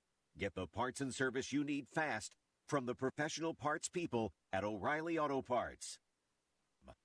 I remember brushing my hair and looking down and thinking, oh my gosh, do I have any hair left? I used to look at women with thick, beautiful hair and think, why doesn't my hair look like that? My thinning hair is making me feel so old. If you want thick, healthy, gorgeous hair, then you need hair volume from New Nordic. With clinically proven ingredients like apple extract, biotin, and millet, hair volume nourishes your hair follicles to promote thicker, healthier-looking hair. Say goodbye to shedding, thin, and dull hair, and hello to thick, healthy hair with hair volume. Since taking hair volume, the shedding has all but stopped. Now, instead of being jealous of other women's hair, I have friends who are jealous of mine. My hairdresser couldn't believe the difference in my hair. Now she's using hair volume too. Available as a tablet or delicious gummy, Hair Volume is available online at Amazon and NewNordicUSA.com, or find Hair Volume in the hair care aisle at your local CVS. A homeowner in Puerto Rico is suing a homegrown rap star. As he gets set to wrap up his residency, a homeowner in Puerto Rico is suing Bad Bunny. 84-year-old Roman Carrasco Delgado says he's sick of fans gawking outside his home along the coast in Humacao. The salmon-colored home with yellow trim and a wraparound porch is featured in the rapper's film short that launched his new album. It's become a symbol of the rapper's residency. Carrasco says those fans come by the dozens to take pictures and post selfies, robbing him of his privacy. He's suing for $1 million in damages and emotional distress. Deborah Rodriguez, CBS News. Uber Eats will soon be using drones to deliver some meals, partnering with drone company Flytrex Inc. The companies expect to begin deliveries in test markets by the end of this year. Uber did not say where those markets will be. Michael Toscano, CBS News. That'll get you thinking. Wave 105 FM. I'm Larry Magid with the Connect Safely report. If you're setting up a phone for a young child, be aware that both iOS and Android have lots of built-in tools to limit what the child can do with that device. Connect Safely Education Director Carrie Gallagher has thoughts on what types of things parents might let their kids do or not do. They don't need all of the features at once right away. They don't need necessarily the ability to write email, the ability to get on social media, the ability to watch YouTube, the ability to do research. They might need the ability to text you and text their friends. They might need the ability to learn how to set alarms or set a to-do list for themselves. More, including steps on how you can set parental controls, and the full Doing Tech Right podcast with Carrie at connectsafely.org/radio. With the Connect Safely report, I'm Larry Magid for CBS News. Research in bio-inspired design has the potential to yield transformative solutions in infrastructure, manufacturing, food production, human health, and more. We'll explore how American scientists and engineers are looking to nature as they tackle complex challenges in the U.S. National Science Foundation's Discovery Files. The use of bio-inspired architectures is very important because nature has plenty of ideas on how to actually solve engineering problems. We use the same principles that we are learning from nature. And just what we know so far, we are going to learn more as we proceed. Pablo Zavatieri is a professor of civil engineering at Purdue University and part of a collaboration working to understand how a mosquito's specialized antenna allow them to isolate specific sounds over the noise of their own wings, which could have a variety of translational applications in sensors and sound treatments. Here's a sample of the sound of the wing beats of a female frog-biting mosquito, Corythrella appendiculata. Mosquitoes have a really great structural component in the antennas that actually can help us understand how to better design sensors and structures for vibration and vibration control or vibration detection. So I think there are a lot of clues in nature that we can actually use from just doing these studies. Learn more about this study in NSF's Discovery Files podcast, Translational Research. As AI advances ever faster, are graduate degrees worth the time it takes to get them? I'm Jeff Colvin of Fortune Magazine with the Fortune Business Update. Jad Tarifi, the founder of Google's first generative AI team, says by the time you get a PhD degree or become a medical doctor or a lawyer, AI will have learned everything you've learned and more. Now, he says, time would be better spent studying a more specialized topic intertwined with AI, like AI for biology, for example, or maybe not even get a degree at all. Tarifi says thriving in the future will come not from collecting credentials, but from cultivating unique perspectives, emotional awareness, and strong human bonds. He encourages young people to focus on two things: the art of connecting deeply with others and the inner work of connecting with themselves. I'm Jeff Colvin. All right, here we go. Huff it, everybody, and thanks so much for tuning in to the Bright Side. We're going to be taking a look at that rush hour traffic because it's 5 o'clock and you know the deal. Everyone's getting off of work. They probably already got off. It's Friday, right? I know Friday's the day where everyone is like, or the boss comes in and they're like, it's Friday. Let's go home. Hopefully you have that type of boss. If not, you're still here with us until 6 o'clock. Great, because we'll be hanging out with you. But let's go ahead and take a look. Big shout out to our friends over there at Mobile Oil Guam. Energy lives here. Be sure you check out our friends over there at Mobile. You can actually download the app today. That's right. You can download the app and start receiving rewards. A big shout out to our friends over there at Mobile Oil Guam. Energy lives here. We also want to thank our friends over there at Guam Auto Spa. Be sure you check out our friends at Guam Auto Spa. You can visit them in East Tagania. And you can also visit their website and see what cars they got on the lot, as well as schedule your test drive. Big shout out to our friends at Guam Auto Spa. Here we go, friends, taking a look at what's happening on the roadways. Wow, wow, wow. Well, what a surprise. Where did all that traffic go from 4 o'clock? Earlier, there was traffic in the outer loop area that went into Assen, but that's all cleared up now, which is really great to see. I'm not making no complaints, and I know the people aren't either, which is really great. Traffic is already starting to build up in Sinahanya, though, for those that are coming from Hagåtña, making your way up the hill to get to the mobile there in Sinahanya. That line is already starting to form. You also have the traffic in Mighty. We're talking about Route 8, Purple Heart Memorial Highway. Anyone headed to the Barragata Tri intersection, there's definitely traffic there.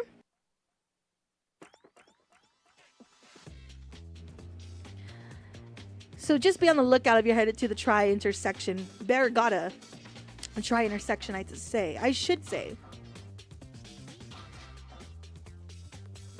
Headed northbound right now, if you're on Tamuning, heading northbound towards the JFK intersection, there's definitely traffic there as well. A long line of cars already waiting for you. And then even as you continue northbound, okay, you will have your pockets where everything is good. And then as you continue to the next intersection, that's where the next line starts. So where Pali Salvatores is, up where the mall is. And that includes traffic for those who are coming from Route 16, making your way to the mall intersection. Traffic there as well. And then as you continue north, once you get past like the hospital in Dedido and you're in Dedido already, right, where Santa Barbara is, not much traffic there, which is really great to see. And even as you continue into the beautiful village of Zigu. And that's pretty much it, friends. Again, just know that all of our main intersections will be expecting some traffic, some delays. So please take your time. Please drive slowly and be kind out there on the roadways. And there you go. That's it for your Real Deal Traffic Report. Continue to keep it locked. We got the bright side with our guest host, Mr. Charlie Hermosa, coming up. It's the Guam Autospot Overstock Sell-Off, and our manager is absolutely crazy for dropping these deals. Right now, drive off in a brand new 2025 Eclipse Cross for just $24,995. That's $2,000 off the original price. Plus, check out our high-quality pre-owned vehicles, fully inspected and ready for the road. Get pre-approved online at GuamAutospot.com or call 478-AUTO to schedule your test drive today. It's the Guam Autospot Overstock Sell-Off, and everything must go. We're excited to announce that we're hiring for a variety of positions with some of Guam's most recognized and respected brands, including Coca-Cola, Foremost, Chili's, Glimpses of Guam, Subway, Good To Go, and Cinnabon. Whether you're just starting out or looking to take the next step in your career, there's something here for everyone. Explore current opportunities and apply today at applynowguam.com. Your next great opportunity is just a click away. The new and improved Chili's 3 for Me deal is here. Starting at $12.99, get a drink, an appetizer, and an entree. You heard right. You can get a Coke, chips and salsa, and an old timer with cheese for only $12.99. Only at Chili's. Great food and value happen here. The views and opinions expressed in this show are that of the show hosts, guests, and callers. They do not necessarily reflect the views and opinions of the staff and management of Wave 105 FM, Glimpses Media, or any of our partners. As we strive to provide quality, respectful, and engaging content, we welcome you to participate in the conversation. Thank you for tuning in to Wave 105 FM, the sound of Guam. Enjoy the show. All right, here we go. Before we get started, of course, we got to thank our amazing sponsors. Big shout outs to our friends at Chili's. Chili's Grill and Bar, more life, great food, and memories happen here. We want to thank our friends at Code School of Guam. Learn, code, and lead at the Island's first coding boot camp. Your future in tech begins with us at Code School of Guam. We also want to thank our friends over there at GTA. We start with you. Thank you to our friends at Subway. You got to refresh to be fresh. Be sure you check them out online at subwaypacific.com. Place your order and pick it up at your convenience or get it delivered to you. It's powered by Good To Go. We deliver. We also want to give a shout out to our friends over there at Micropack. You could check them out in the Micronesia Mall. They got 2 locations to serve you there, or you can visit them in Challen, San Antonio, to Muning. Big thank you to our friends at Micropack. We also want to shout out our friends at Sherwin-Williams. The wet season is here, and your roof needs to be ready. Don't wait anymore for that blazing sun or pounding rain. Get ahead with weather-ready coatings. Be smart, be prepared, and ask Sherwin-Williams. We also want to thank our friends over there at Sentinel Security Solutions.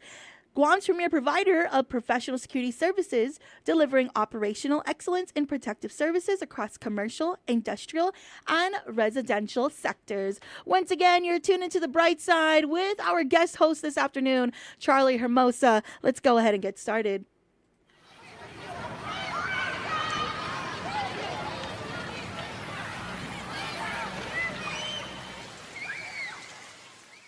I ran into this girl the night before. She reminded me of a golden shore.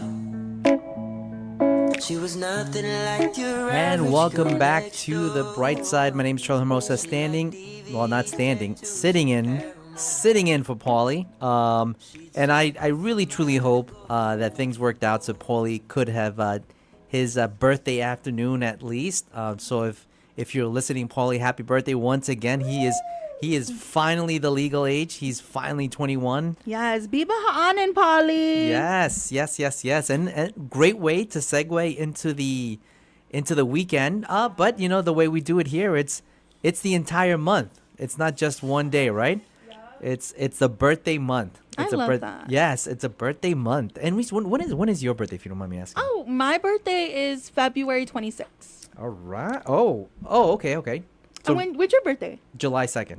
Oh my gosh, is he a Leo? I am a Cancer. We love a Cancer. You love a Pisces. Oh, We're there the you water go. signs. Oh, there I you love go. us. You know, I'm always interested with the folks that were born. I mean, and maybe I should know, maybe I don't know, but in the leap years, February 28th. Right. So, how does that work? You know, any leap year babies out there, you tell us. But for what I've seen or what I heard, at least on like the internet or social media, you know, unfortunately, they just have to celebrate on the last day of February. Okay. But that makes me sad because I love birthdays, and you just imagine like your birthday never comes up until the next 4 years, right? 3 Yeah, that's another good question. But the fact is, like, when you look at the calendar, right? Yeah. And you're like, okay, you're February 28th, and you're like, wait a minute. This year there's no 28, right? Where's my birthday? Oh my gosh, it'll be pretty interesting to see exactly how that works. So basically, you could be 60, but only like 25, right? In calendar years, right? Exactly. Wow, look at them. They're just living two different lives here. Absolutely. So we are, and that's the way time flies as well. Mm-hmm. I mean, we're almost getting close to the top of the hour there at 6 p.m. and we're done. And then you'll have another hour with 2 hours actually. Oh, 2 hours. Okay. With Edge of Heaven with Mr. Ryan Kaufman, who probably will be coming in here and he'll be talking with you real soon. Yeah, 5:30. I absolutely. I had the opportunity to call in last week and it's one of those things when you kind of when you get into this daze when you start, if you listen to him, you kind of get into this daze, right? Because you kind of listen to what he's talking about and you're driving, you're like, oh man, and then all of a sudden, like, you're just like 30 minutes later, you're like, whoa, like what just happened, I gotta go. Yeah, no, absolutely. So stay tuned for that. And so, as we head into the to the weekend, I did get another notice, but I'm going to save it because I believe my friend Gary's going to call in regards to something that's going to be happening with what is this? A job fair. So very. So if you're tuning in, just hang on there. Hang on. We'll be giving you the information on a job fair that's going to be hosted by Cabras Marine Corporation. So very, very close to home for me. Anything ship related, I'm always in tune. So so hopefully Gary will give us a quick call to kind of give us an update on what that is all about. And if not, I will share it towards the middle of the last hour. If you do have any other information on if you do want to share any information, please give us a call at 922-1051, 922-1052. Unfortunately, my time's going to be up at 6 p.m. So if you do send us the information after 6, maybe you can share it with Ran. If not, you're going to have to wait for Monday. Or I think Saturday. Is Saturday still? You're not hosting on Saturdays, are you? Or no? The which one? On Saturday. You're not hosting Saturdays, are you? Saturdays? No, we don't. No. I'm saying you're taking some time off. Like, oh, weekends actually, no, I have a wedding. Oh. I'm hosting a wedding. Oh, Thank okay. you for asking. Yes. Okay. Yes, sir. Okay. Where at a hotel or? Yes, it's actually going to be at the Leo Palace. Ooh. So shout outs to Brandon and Ursula Rosario, who will be getting married tomorrow. Congratulations. That's been, that they're becoming pretty, Leo Palace has been hosting a lot of, And I just want to say I'm so happy about that. Why? I'm really happy. Well, one, I love the Leo Palace. I mean, it's not in Chalampago. It's more like in the Dzotnia, the hills area, right? Mm-hmm. But for me, that's like the closest hotel to me because I'm from Chalampago and I live in Chalampago. And I just love, one, the beauty of the architect of the Leo Palace. It really is a palace. When you walk in, like, I feel like, wow. No, absolutely. And what they did to the inside is absolutely amazing. I love it. They opened up their different restaurants. They fixed up the bowling alley, which was really great. And I think, that was one of the biggest attractions for Leo Palace at some point, the bowling alley. And when they announced that they fixed it up and we got to go check it out, that was actually really nice. It felt like, I just feel like everything's really going back to normal or what it was. And they have a very classy, lobby bar. They do. Right? Because when I went, I was like, what? I said, okay, Mm-hmm. But, it's good just to hang out because you have a couple of drinks there. Then you go play, not play. Then you go bowl. Then you have the different restaurants, the They buffets. even have the karaoke rooms. The karaoke they rooms, have yes. darts, pool. I think they even had a game room, which had like a PlayStation or Xbox. So this is really, that's what I love about Leo Palace. It's like you go there. And, okay, honestly, the only thing I think people have a problem with is the drive because it feels like a long one. But that's what I love about Leo Palace is you kind of, if you just bring your snacks, your food. You don't have to bring food because they have the restaurants.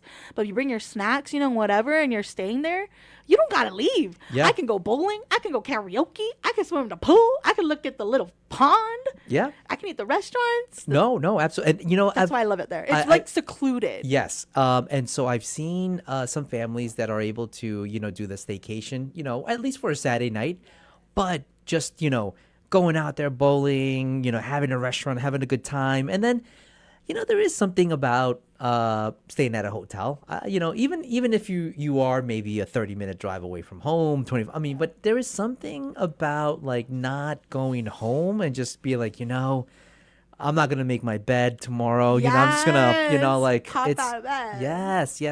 So, and so I've had friends. They've done the whole staycation thing for the some for the weekend, some for depending on how many kids they have because that could be a little expensive, but yeah, you're right. I think that it's a little bit enough out there to kind of feel that secluded away from the big the Tumon the big lights exactly. Yeah, so it's good. Yeah, but the last couple of weddings that I've gone to have been in the Leo Palace, so that was like, oh my gosh, like it must be like a something that they're really promoting. And I've heard that some of the packages that they've been giving, like for, the between hotel rooms, discounts at the buffet. Yeah. Obviously discounts probably in the, in using the facility, as the party area. And so, yeah, I've been hearing a lot of great things. So that's really good.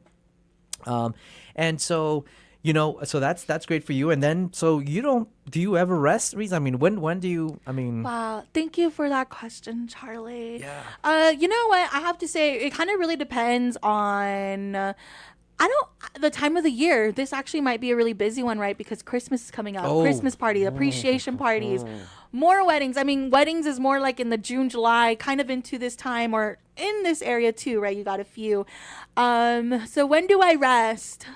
I do, I try to make a really good effort to try to enjoy my weekends. Just because I feel like, man, I dedicate my time and my energy to 5 days of work. Mm-hmm. I think I deserve at least 2 days to just lay in my bed and do nothing. Yeah. As the kids say, rot in bed. Absolutely. And it's good and healthy. You got to be able to recharge your batteries. And John was talking about, preventive maintenance, and we got to be able to take care of our bodies. And he talked about, the similarities that, are about taking care of your car. And And he's absolutely correct. Unfortunately, my battery went out today, so that was unexpected. I don't know how much preventive maintenance I could have done on that one, because I had I did notice a little bit, but not enough to be able to say that my battery was going out. But it finally did. So just had to replace that before the weekend started. So we do have a caller. Yes, sir. Okay, so we have Vince. Good. Hi, Happy Day, Vince. You're on the air. Hey, Vince. Happy How are day. you? Hey, Happy Day. How are you, Vince? Hey, Charlie. Great show. You guys sound terrific.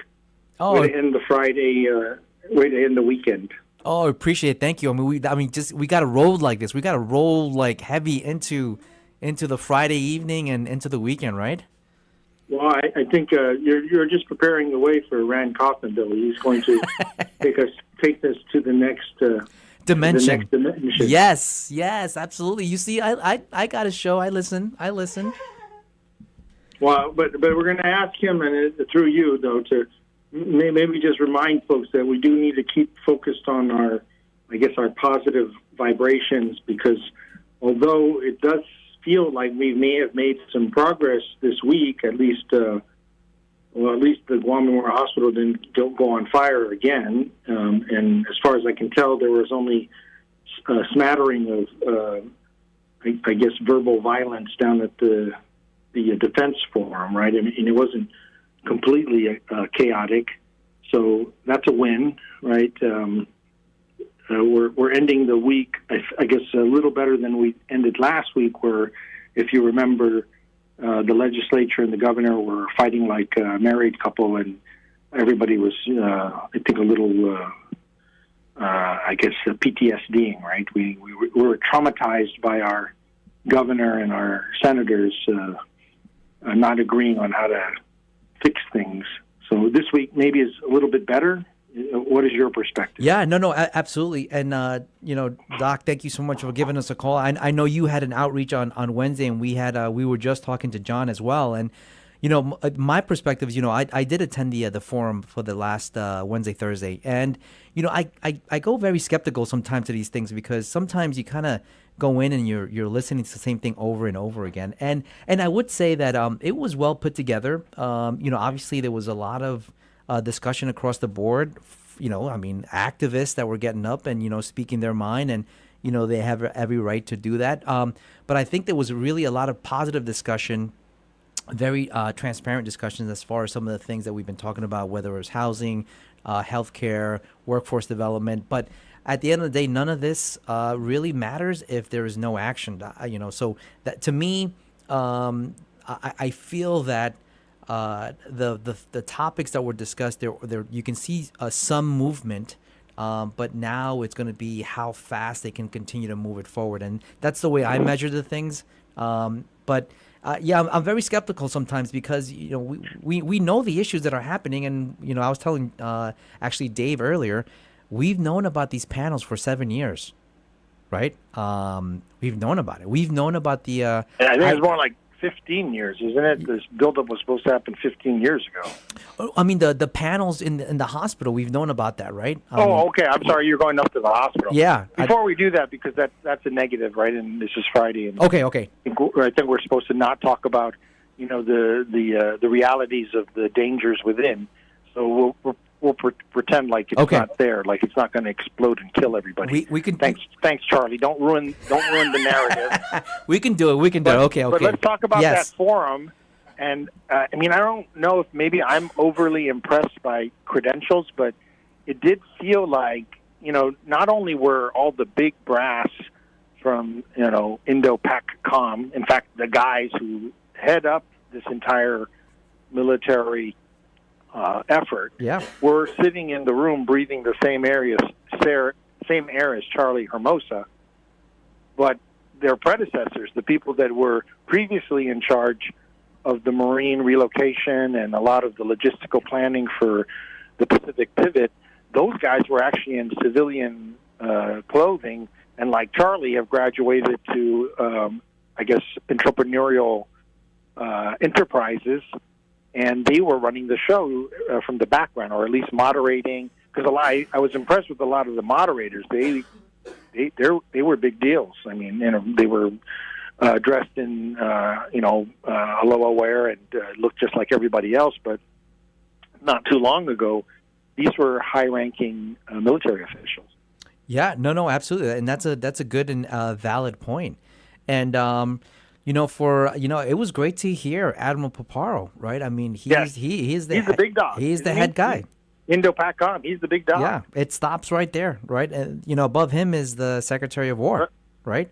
Well, and he was here too, right? I mean, and let's face it, the Secretary of War is a TV broadcaster, so Admiral Paparo is really the war dog. He's more than the Secretary of Defense or Secretary of War. This dude is the one who knows where all the buttons are. Oh yeah, no, for sure. And so to hear him speak, and he was very transparent. And if you were able to catch him on the way he opened up the forum, it was very transparent. And the way he described about the activities that were happening or that our adversaries are doing, he's never seen anything like that in the last 35 years of his career. And so he just kind of set the tone as far as how this whole buildup is really happening. Is it really a buildup? Is it a defense? And then we talked about it's not defense, Charlie. It's war. So I think if you're alluding to the fact that 2027 looks like the drop dead date for the invasion of Taiwan, and they're preparing for the possibility that China is going to try to pull a surprise attack in 2026, then none of this is make believe, and the idea that the governor of Guam is going to be able to ask them to do things her way, that's not why they're here. Right, and that was that was one of the points that was actually brought up. The fact that let me put it this way, Doc. And there was a question that was raised, which was pretty impactful. Was that okay? The port gets taken out, the airport gets taken out. How do we look the next 30 days? Like, what do the next 30 days look like after our port and our airports have been taken out? And that was a pretty open. I mean, that was a very intense question. I mean, you saw the room kind of get quiet, and people were looking at each other like, oh my gosh, But that's the reality. We got to be able to look at that, and we got to be able to have a straight answer on what that is going to, what that's going to look like. So, again, I thought it was just a good open discussion across the board the last 2 days. But again, we got to be able to take action. And there was a point that was made about making sure the military actually is advising the governor in the sense of letting her know what's going on. Because in one of the questions or one of the points that were being made by one of the activists was that the governor doesn't even, she was yelling and the governor doesn't even know what's going on. And so that was thrown out there. It doesn't. I mean, why? Correct me if I'm wrong, Charlie, but I think the military paid for the Dusatani venue and essentially paid for that conference. But they let the governor of Guam organize the event and essentially choose how things were to go. I mean, this was paid for by the Department of Defense. I mean, ultimately, right? I mean, I think there was. I don't really know the ins and outs of who paid for it, but I usually it's. Well, I sure as heck hope the governor of Guam didn't pay for that conference. Right? I mean, yes. If they were going to spend that much money, they should have fixed the electrical panel at the hospital. But can I just maybe sweeten and get back to being sweet and pure and happy? Yes, absolutely. There was a very conspicuous absence of personnel at this conference, and that was the Guam National Guard. Correct. So the Guam National Guard apparently wasn't invited to an event where they were government of Guam was speaking to their military counterparts and supposed to be planning for, what happens if the bombs drop and the airport goes out and the port goes out. And the last time there was something similar, it was called COVID. The Guam National Guard really did a tremendous job in helping to coordinate the efforts for the civilian community to deal with a pandemic. And every other disaster, our response team tends to be members of the Guam National Guard because that's what they're trained to do, apparently. But I will tell you that we looked around the room and we did not see Dr. Michael Cruz, who is the current Adjutant General of the Guam National Guard. Just to put you on the spot there, sir, because I know you're running for governor, what do you think that means? Well, you know what? Ironically, the tag was on both Admiral Paparo, who is the head guy. They were both flying back on Thursday to attend a different conference together.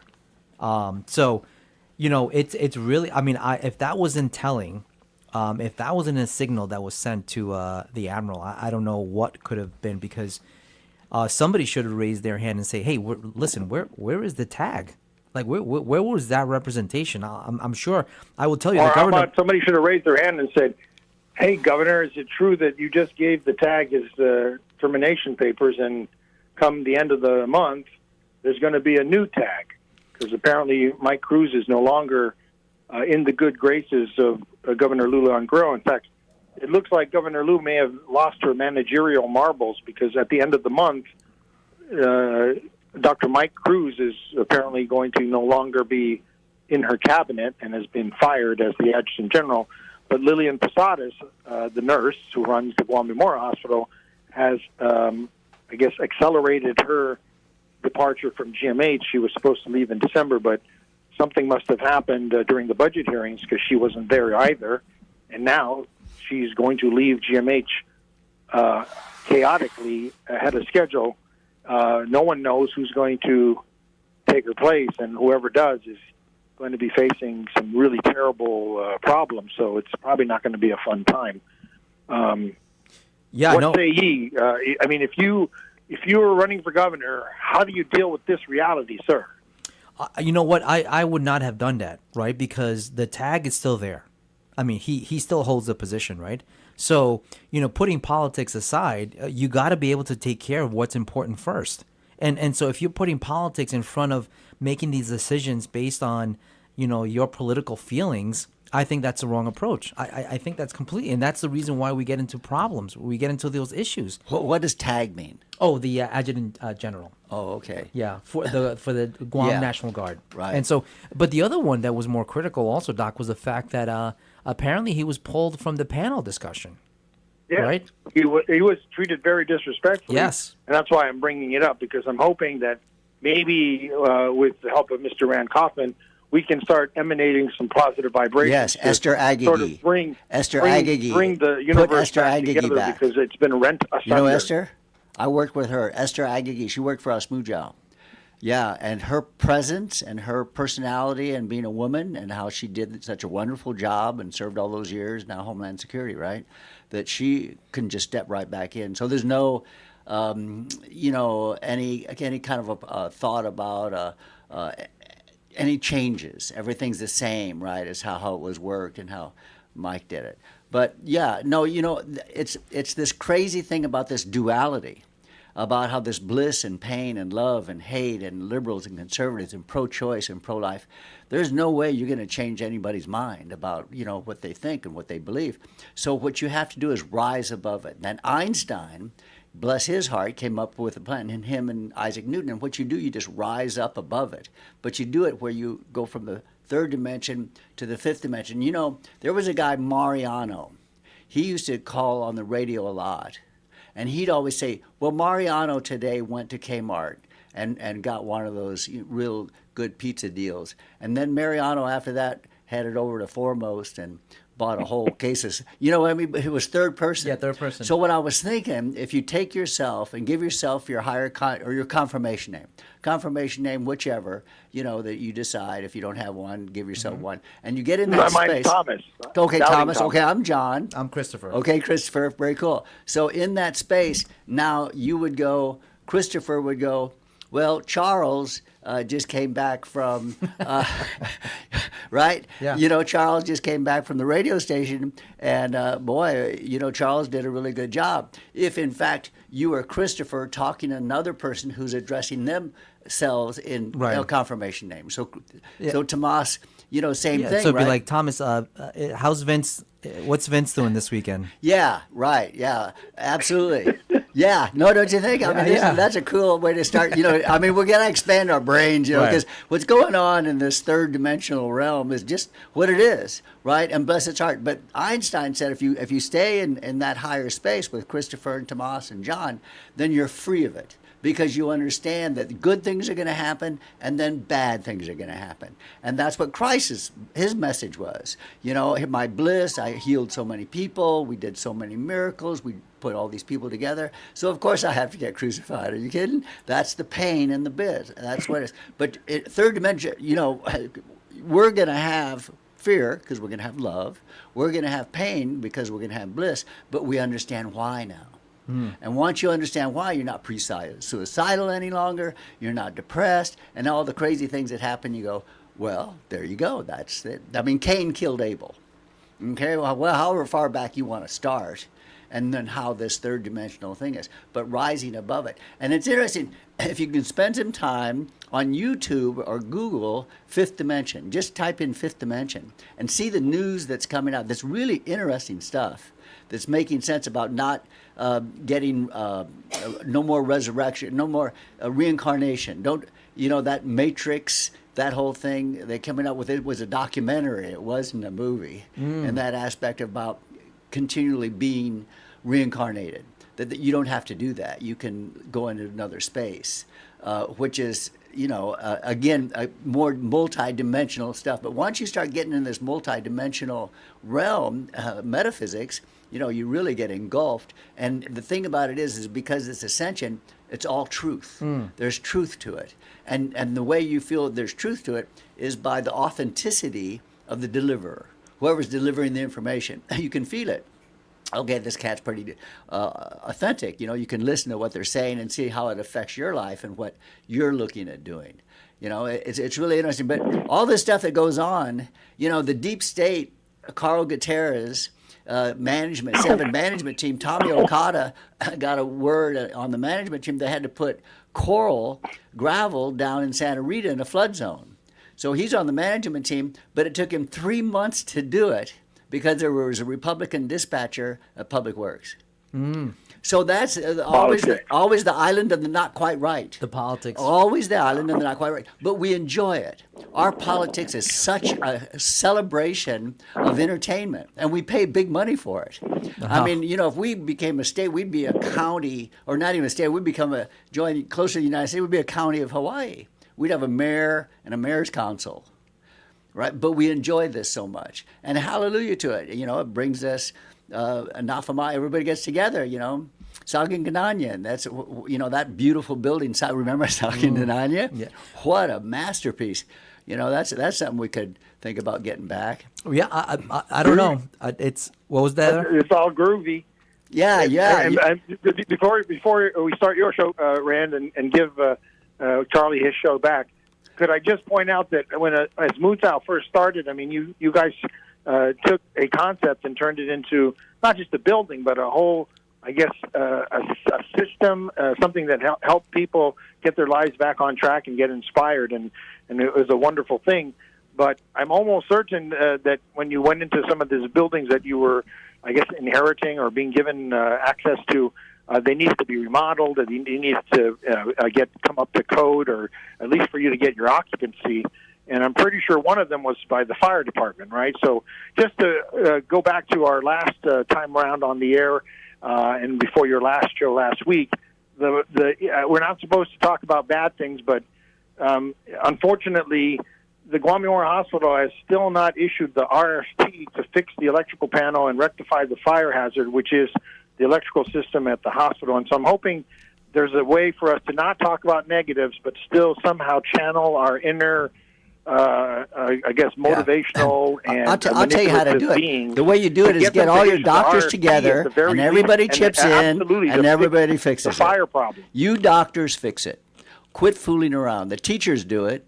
You fix it. Go there, get your doctors together, put the millions of dollars. Well, no, so wait, seriously, that's how it works. If you really want it to work. The problem is that no, it's okay. It's okay. We love to do it. You love to do what you do. Stuff, and then they don't fix it to code. And then you hire the guys. I know the guys. It explodes. Yeah, no, get the electric. That's what happened at Simon Sanchez High School. Simon Sanchez High School was being but you guys pay for it. Doctors, and get together. COE, and this is crazy, but that building is no, I understand, but that's your home. You guys got to pay for it. Go for it. So you want me this weekend to take my team, and I'm telling you, Rand. You got to be careful what you tell me because I will do it. Good. I'm going to go bring in Okooi. Hey, you'll be on the parade. The hospital will on Liberation Day will have Labor Day, and you'll be on the float. You'll be on the float. Why don't we just call the whole military to come over and renovate it over the weekend? That too. Because are you in the reserves? A lot of everybody's in the reserves. Ask the guys to come in with the reserves. They'll be there. Go to Home Depot, get a bunch of Chinese stuff. Yeah. So patchwork the hospital back into place. No, you don't have to. You can fly it in. You can afford it. DHL it in. Bring it in. I got to throw something in there, though. In this whole mix, I mean, and so I'm very process oriented, right? So the way I kind of look at things is, for example, the doctors they'll pay for it, but they can't become the electricians because what happens? You hire the electrician. You hire the master. No, but they will become the go-tos. Like for example, you just pay them. That's all. One of the things that I told Regine Biscoli at GVB was like, GVB cannot do the sidewalk because the minute that they do the sidewalks from the airport down, you will become DPW. And so DPW will be like, oh no, that's a GVB. And so when we talk to Parks and Recs, all of a sudden we're like, hey, who's supposed to be maintaining this beach area? They're like, well, this hotel had an activity here one time, and they said they would clean it, and they've been cleaning. Well, Carl brought in the machine. He didn't let the contractors go. He brought in the machine. GVB owns their own machine now. Right. For him painting those sidewalks, class that place up. All those solar lights, class it up because it's. That I agree. I'm talking about just putting in the sidewalks. Putting in the sidewalks because how there's no sidewalk from the airport past Donkey. You see them kind of through the gravel on the grass. All our tourists coming down. Right. And my point is that we can't stick. Everybody's got their. You know why the aliens haven't landed? There's no public bathroom. Now, come on, hometown. You think about it, right? Yeah. We can't even get a open public bathroom to work, okay? So if the aliens are going a little stretched here, okay, guys, all the other stuff that we're doing, and if we can't even get a public bathroom together, we ain't landing. Well, they can go to Donkey now. They can use the bathrooms at Donkey. That's not the problem anymore. The problem is there's no sidewalk from Donkey to the airport. Right, and it should be electric. It should be electric. I'm with you. Well, we got a long ways before we start thinking about a sidewalk. I tell you, man, if we could just put some lines on that road and put some lights, reflectors, that'd be a big step in the right direction. Now, Dren. Okay, well, I'm going to do that later on tonight. No, at midnight tonight, before we do the coastal cleanup, we're going to go up there and we're going to paint the lines up there by the airport so everybody can see how to drive. Well, and you talk about different dimensions, right? Let me throw something out. And this is more on the tech side, right? So obviously the world right now is going into what they call W3, right? That's like sort of that's the world that incorporates blockchain, AI, and all this stuff. The way that I describe, where we're at is we're still in W1. We never went to W2. The world went through W1. They're passing now. They're getting rid of W2. What you mean we, Kingosabi? I mean, we here on Guam, our IT infrastructure, and any agency that you look at, if you open up the hood in any department here on Guam, government department, they're like in W.5 going on to W1. The world is already on to W2. Well, we're the frontier. We're way out here, man. So you talk about aliens. Some of the systems now can't even talk. Like they have a different language. Like they don't even know how to connect with these systems that are like AS400, like the green screen, tab F1. The ones that are flying in, the ones Yeah, that we're are going to be we're here still in doing November. Cabbage Patch dolls, and everybody else is doing Lululemon. Yeah, right, no. Well, that's a good idea to spend as much time in fifth dimension. So when you jump to, we need to jump a dimension, right? Right, We dimensional. got to go from Stone Age to the reality of where we're at now with tech. And understanding it, understanding why. Like But- I got a little girl, 5 years old, sitting at her desk. She's moving her hands, typing and moving her hands like she's moving a mouse. I say, "What are you doing?" She says, "I'm hacking into the Grinch's account." She keeps doing it, and I keep watching her. And she goes, "What are you doing now?" She says, "I'm hacking into the Head Start Boys accounts." I said, "You're going to have all the money in the world. You're going to have food on everybody's table 3 times a day. Can I invest in you?" She looks at me and she goes, "Mr. Kaufman, you're not getting any of my money." 5 years old, okay? AI is a joke to these kids. On and off switch. Yes. No problem. They're completely controlled. I mean, I said, wow, I slept good. No AI a problem for me or our planet because of who we are as humans.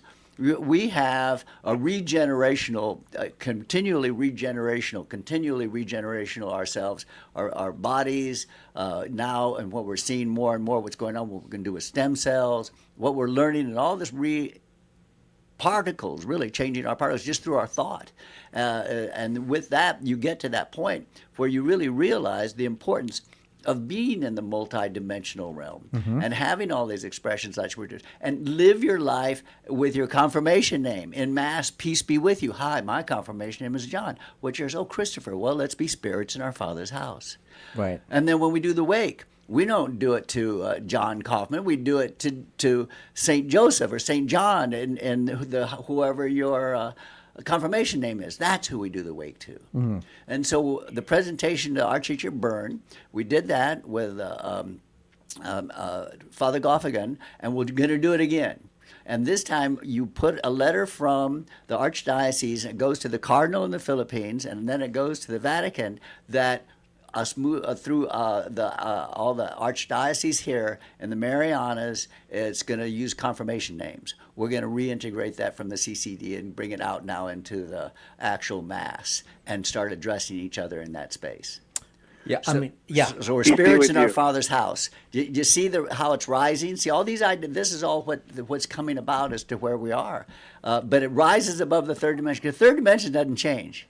You're still going to have all this manure. It's just where it lands. you know? And so once you understand it, then you're free of it. That's Einstein. It's funny because I've been watching some of these clips on AI about how they draw on like, hey, do you remember in 1980 or 85 we didn't have cell phones, and they just kind of work through all like the stuff that we were doing like in the late 70s, early 80s. And then they get into like, oh, remember we just had like a computer, and but that's what we have now. When was the last time you saw a kid with a cast? When did you have a broken arm cast? A couple of months ago. Oh yeah, okay, good. Okay, good. Something's happening because skateboarding, monkey bars. You go to any of the different elementary schools. Everything's yellow taped. Yes. Everything's yellow taped. Oh no! Here, he came back on island. He was just visiting he was here for a wedding. Okay. But he had broken his elbow in Denver. Okay. Okay, but that's what you're saying. Yeah. The people are sitting around, with their screens, and nobody's going out climbing the trees and doing the things that you and I did, and our friends, had somebody at school guaranteed had a cast on their arm. And that is what gives us that ability not to have a 57% obesity rate in our kindergarten. Okay? I mean, that's scary. Yes. Right? And then you think about the bliss of the best food in the world is Chamorro food. The best food. We won in Chicago. It was unbelievable, that cuisine. Now, how do we pay for it? Diabetic and dialysis. It's the balance of what it is. But is it worth it? Yes, it's worth it. The bliss that Christ gave to the people of the planet and his crucifixion, it's worth it. Jenny and I, we go sailing to Seti Bay. We have a wonderful weekend. I look at the next week, my truck gets stolen. Her van gets stolen. No, we are you look serious? Absolutely. We look at each other and go, it was worth it. Oh, are you serious? That's how blissful it was, Cello. You see what I mean? That's how blissful it was. My gosh. Okay? That in that bliss, we're sitting there at Easter time, at Seti Bay, watching on YouTube live the people taking the cross up, right? And you see this. We were there Friday, Saturday, and Sunday, Easter Sunday, and we were the only ones there. And we're looking at each other and we're going, whoa, what is this all about? Tallest mountain in the world. So when I'm thinking about climbing up to Mount Lama, I'm finding that spot. We got to find out exactly. They're saying in Hawaii they're higher, but they're saying that their deep is different than their mountain range that they're claiming. So for us, we're on the same. It's Marianas Trench is on that mountain range. So I think probably are the highest. But anyway, to get up there and then do this Tenaichi thing that we're talking about and film it and make a real nice presentation and put it on like YouTube and put it out TikTok, all the different places as to what it is. Because this name, the naming is the difference. Everybody talks about this higher consciousness. Everybody talks about these things. But it's like Mariano said. Mariano went to Kmart today. Right? And if we start talking like that, you go, Christopher goes, I'm gonna try it out tonight. Yeah, well, give us something to do with our minds, right? Yeah, no, for sure. Yeah, try Mariano style. He always cracked me. He was such a metaphysical guy. But Thomas, we're getting, please say hello to, say goodbye to Vince for us. Hopefully. Yeah, Tomas, you stay as Tomas as much can and get the rest of the gangs together and go hire an electrician and just go in there and fix it. Period. I'm going to tell him Mr. Kaufman said it was okay. Yes, absolutely. This weekend, everybody come on down after the cleanup. Yes. We're going to do a happy labor and fix the Guam Memorial Hospital. Yeah. We know you want to hire somebody. Bring all your equipment, your tools, anything you have at the house. There you go. We're going to do a big old potluck. Right. Fix the electrical system. Banadu Kadu. Right. There you go. And Simazuzu, that'll bring him in. And then go to the Rota Fiesta. Get your ticket for the Rota Fiesta, Columbus Day weekend. See, that's another thing the politicians forgot about that, right? Oh, no. And so Tomas, I think he left us for tonight. But right before, I got about 2 or 3 minutes before, it looks like Gary might not be able to call in. So I'm going to give some information that he sent me. So on September 27, 2025, between 10 a.m. and 2 p.m., at the Guam Premium Outlet at GPO, they are going to have a job fair. And here is for the Cabras Marine Corporation, also known as Cabta Guam. So if you are interested in great benefits, opportunity to travel, and obviously be able to sail on some of the ships, actually work on the maritime and ship repair industry, this is the job fair for you. Job fair again is Saturday, September 27, 2025, 10 a.m. to 2 p.m. at GPO. I would always assume to bring your resume with you, or come in and be ready to discuss your background. But if you want to go into a career in maritime and ship repair industry, these are the folks that are looking for you now. So great benefits, opportunity to travel. Opportunity to grow within the company in different places within the ship repair and maritime industry, and then be part of Guam's critical maritime operation. So with that, we're getting close to your hour there, right? I got my 100-ton license with a sail auxiliary. We did Windjammer Cruises. I was the operation manager for 3 years. Yeah, F6 right down there where your boats were going back and forth. We even did the deployment. We went out to the guys out there with our boat and took the crew and the packs back and forth. Oh yeah. I still have my third mate unlimited. Oh, there you go. Yeah. So the only problem is about that you cannot. I mean, this is local. Cabras is local. So we work really closely with Cabras, of course, right? All the time. But it's when you start going like the merchant marine, deep sea, going out, right? Yeah. You wave goodbye to your family because your kids are going to call you uncle and your wife's going to say, "Where's the check?" That's crazy. You got to be single. You really do if you're going to do it, because otherwise you're going to break hearts. You're going to bring home with a lot of money. You get a lot of money, but you're not there. Yeah, right. And you know what? For my friends that are still in it, it becomes it's similar to the folks serving in the Navy, right? Oh, every 6 months they're going on a deployment. Yeah, and then you get back. They get back, right? 6 months, and then you get back. It's what it is. But you're absolutely right. Submarine guys, it's worse. Submarine to that realm. I was lucky enough. I was in the Air Force. I worked for the Navy, and I got to see all both sides of how it all works. God bless the submariners, because Yeah. when they go down, down for like months at a time. Yeah, before it used to have salt tablets in the galley. It's Tylenol now. Oh, they took out all the salt and just put in Tylenol. Yeah, you can imagine the compression and how. But that is the service of what we have. But what we have to do is take all of that and make it where it's not anything less than environmental aspects, cleaning rivers, hauling out stuff and doing all those things with all that crew and all that equipment that we have, as opposed to engaging. If we can get to that point, we just got to get Tomas and Christopher Thomas and John to talk to Vince. Maybe you can put a good word in. And they can collect their money together and no, absolutely go clean up. You know what? It's going to hit the point where we need to do what we need to do to make sure that things continue to move forward. I mean, at the end of the day, it's about us. taking action. It's us. It's about taking action, right? That's what it is. And you show that you can do it. Almost every contract I've gotten with the government, I've done it first for like 6 months, even up to a year for free. And then once you do that, then you become authentic to the actual job. That you're doing a good job. All the reports are good. I've seen it happen. I've seen it work well. We've had discussions about these type of contracts in the past. Even with some folks like folks on the real estate side, they put a lot of money out until because they don't get anything back until they sell the property, right? But they have to put the money in. They have to get the advertising in, right? And it's that hope, right? That at some point, the difference between hope and faith. Hope, the village goes out into the field and they all pray for rain. Faith is the kid standing there with an umbrella. Absolutely. And with that, we are going to close out the show. Reese, thank you so much. You're always amazing. Thank you so much. I hope you have a great cleanup day tomorrow. Maybe we'll cross paths as we're picking up trash tomorrow. So hope to see everybody tomorrow morning. Like I said, we're showing up at 6:30. Garbage bags and gloves going to be provided, depending, with my group. Hopefully all the groups have the same. It's always a great outing. Where are you going to be? We're going to start Adaloop. Adaloop. We're going to clean Adaloop first. Okay. No pun intended. Whoa, no, stop. Okay. Because, probably a lot of stuff washes in, right? From the ocean. Yeah, I'm sure. Like plastic, plastic.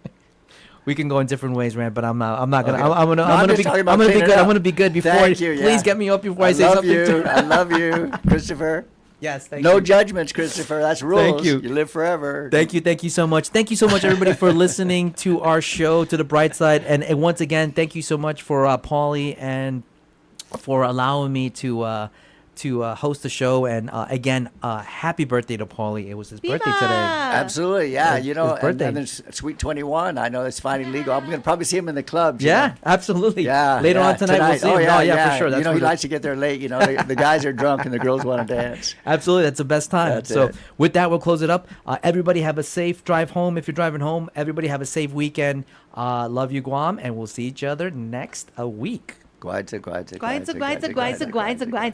KGUM FM. Daddy No. The talk of Guam is Wave 105 FM. This is CBS News on the Hour, sponsored by O'Reilly Auto Parts. There may be a break in the hunt for Travis Decker, the Washington State man wanted for the murder of his 3 young daughters last spring. The Chelan County Sheriff's Office tells KIRO they have found human remains in a remote wooded area of Grindstone Mountain that are believed to be Decker's, but await positive identification. Flying home from Britain, President Trump said he's not worried about filling the airtime vacated by the suspended Jimmy Kimmel Live late-night show. Anybody could replace him. The guy had no talent. Kimmel he was fired. He had no talent. He's a whack job. Jon Stewart was on Thursday night's episode of The Daily Show. He and the show's correspondents mocked the Trump administration's actions regarding free speech. Americans are free to express any opinion we want. To suggest otherwise is laughable. Ha, ha, ha. Former Vice President Mike Pence weighed in on the Kimmel controversy at the Atlantic Festival. The First Amendment, though, does not protect entertainers who say crass or thoughtless things, as Jimmy Kimmel did in the wake of a national tragedy. I would have preferred that the chairman of the FCC had not weighed in. CDC's new advisory committee on immunization recommends children under 4 no longer get the combined MMRV vaccine. Dr. Deborah Birx, President Trump's coronavirus coordinator during the pandemic, says this. I wouldn't want any child to get measles, mumps, or rubella or varicella. I mean, chickenpox. I was the generation that lived through all of that. We saw the consequences of that. And so I think if you talk to people my age, we're all very supportive of childhood vaccinations. Correspondent Jennifer Kuiper has new research that looks at the relationship between type 1 diabetes and premature death. New estimates gathered by research and advocacy group Breakthrough T1D predict that 9.5 million people are living with type 1 diabetes worldwide. According to the study being presented at this year's meeting of the European Association for the Study of Diabetes, that would include an additional 4.1 million people if they hadn't died prematurely due to inadequate diabetes care or non-diagnosis. We have an update on the killing of 3 police officers and the shooting of 2 others in York County, Pennsylvania, in an ambush. CBS's Tom Hansen is there. We are learning the shooter, Matthew Ruth, he used an AR-15 style rifle, and we all know at this point, we are all too familiar with how damaging those bullet wounds can be. 3 of the officers died, 2 others were taken to the hospital. One of those is in stable condition. The other one is in a favorable condition. Think O'Reilly Auto Parts for all your car care needs. Get the parts and service you need fast from the professional parts people at O'Reilly Auto Parts. I remember brushing my hair and looking down and thinking, oh my gosh, do I have any hair left? I used to look at women with thick, beautiful hair and think, why doesn't my hair look like that? My thinning hair is making me feel so old. If you want thick, healthy, gorgeous hair, then you need Hair Volume from New Nordic. With clinically proven ingredients like apple extract, biotin, and millet, Hair Volume nourishes your hair follicles to promote thicker, healthier-looking hair. Say goodbye to shedding, thin, and dull hair, and hello to thick, healthy hair with Hair Volume. Since taking Hair Volume, the shedding has all but stopped. Now, instead of being jealous of other women's hair, I have friends who are jealous of mine. My hairdresser couldn't believe the difference in my hair. Now she's using Hair Volume too. Available as a tablet or delicious gummy, Hair Volume is available online at Amazon and NewNordicUSA.com, or find Hair Volume in the hair care aisle at your local CVS. A homeowner in Puerto Rico is suing a homegrown rap star. As he gets set to wrap up his residency, a homeowner in Puerto Rico is suing Bad Bunny. 84-year-old Roman Carrasco Delgado says he's sick of fans gawking outside his home along the coast in Humacao. The salmon-colored home with yellow trim and a wraparound porch is featured in the rapper's film short that launched his new album. It's become a symbol of the rapper's residency. Carrasco says those fans come by the dozens to take pictures and post selfies, robbing him of his privacy. He's suing for $1 million in damages and emotional distress. Deborah Rodriguez, CBS News. Uber Eats will soon be using drones to deliver some meals, partnering with drone company Flytrex Inc. The companies expect to begin deliveries in test markets by the end of this year.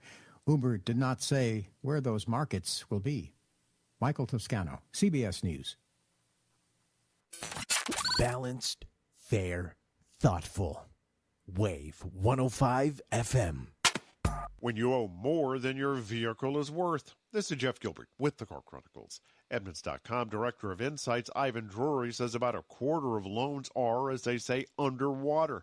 Part of it is because people were paying full freight for vehicles during the chip shortage. A lot of these loans are centered around 2, 3, 4-year-old vehicles. What happened then?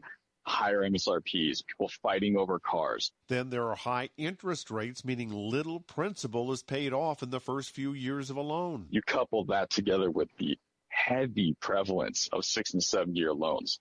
That's actually the majority of loans out there today are 6 and 7s. Drury says this is leading to a lot of people keeping their vehicles longer, or in some cases doing some very difficult math when they buy something new. They might actually have to purchase something more expensive so they can fold all of that debt into a new loan. With the Car Chronicles, I'm Jeff Gilbert, CBS News. The youngest job seekers are the ones most likely to ask AI for advice. And they're glad they did. I'm Jeff Colvin of Fortune Magazine with the Fortune Business Update. It shouldn't be a surprise. Today's young adults are finding new ways to use AI every day. So, of course, they're asking it for advice on where to work. And after they do, hardly any of them regret it. For young adults, getting a job without AI is unthinkable. They use it to identify high-demand, high-paying jobs, and then use it to write resumes and cover letters. Then they use it to prepare for interviews, and if they get an offer in another town, they ask AI whether they should relocate. A year into the job, they ask AI how to negotiate a raise. But for today's young workers, there is actually one source of job-related advice they use even more than AI. It's their parents. I'm Jeff Colvin. I'm Larry Magid with the Connect Safely report.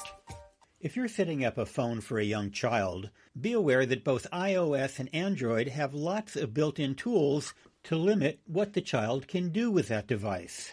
Connect Safely Education Director Carrie Gallagher has thoughts on what types of things parents might let their kids do or not do. They don't need all of the features at once right away. They don't need necessarily the ability to write email, the ability to get on social media, the ability to watch YouTube, the ability to do research. They might need the ability to text you and text their friends. They might need the ability to learn how to set alarms or set a to-do list for themselves. More, including steps on how you can set parental controls, and the full Doing Tech Right podcast with Carrie at connectsafely.org/radio. With the Connect Safely report, I'm Larry Magid for CBS News. Got the sweets and the cravings. This is Soundbites, and I'm Alan Davidson. A little sugar, a little treat, that's fine for now and then. But it's so easy to let those sugar cravings spin out of control. And then it's an empty cookie bag with a bag full of regret. Time to turn to Last Cookie, created to help you break out of that sugar spot.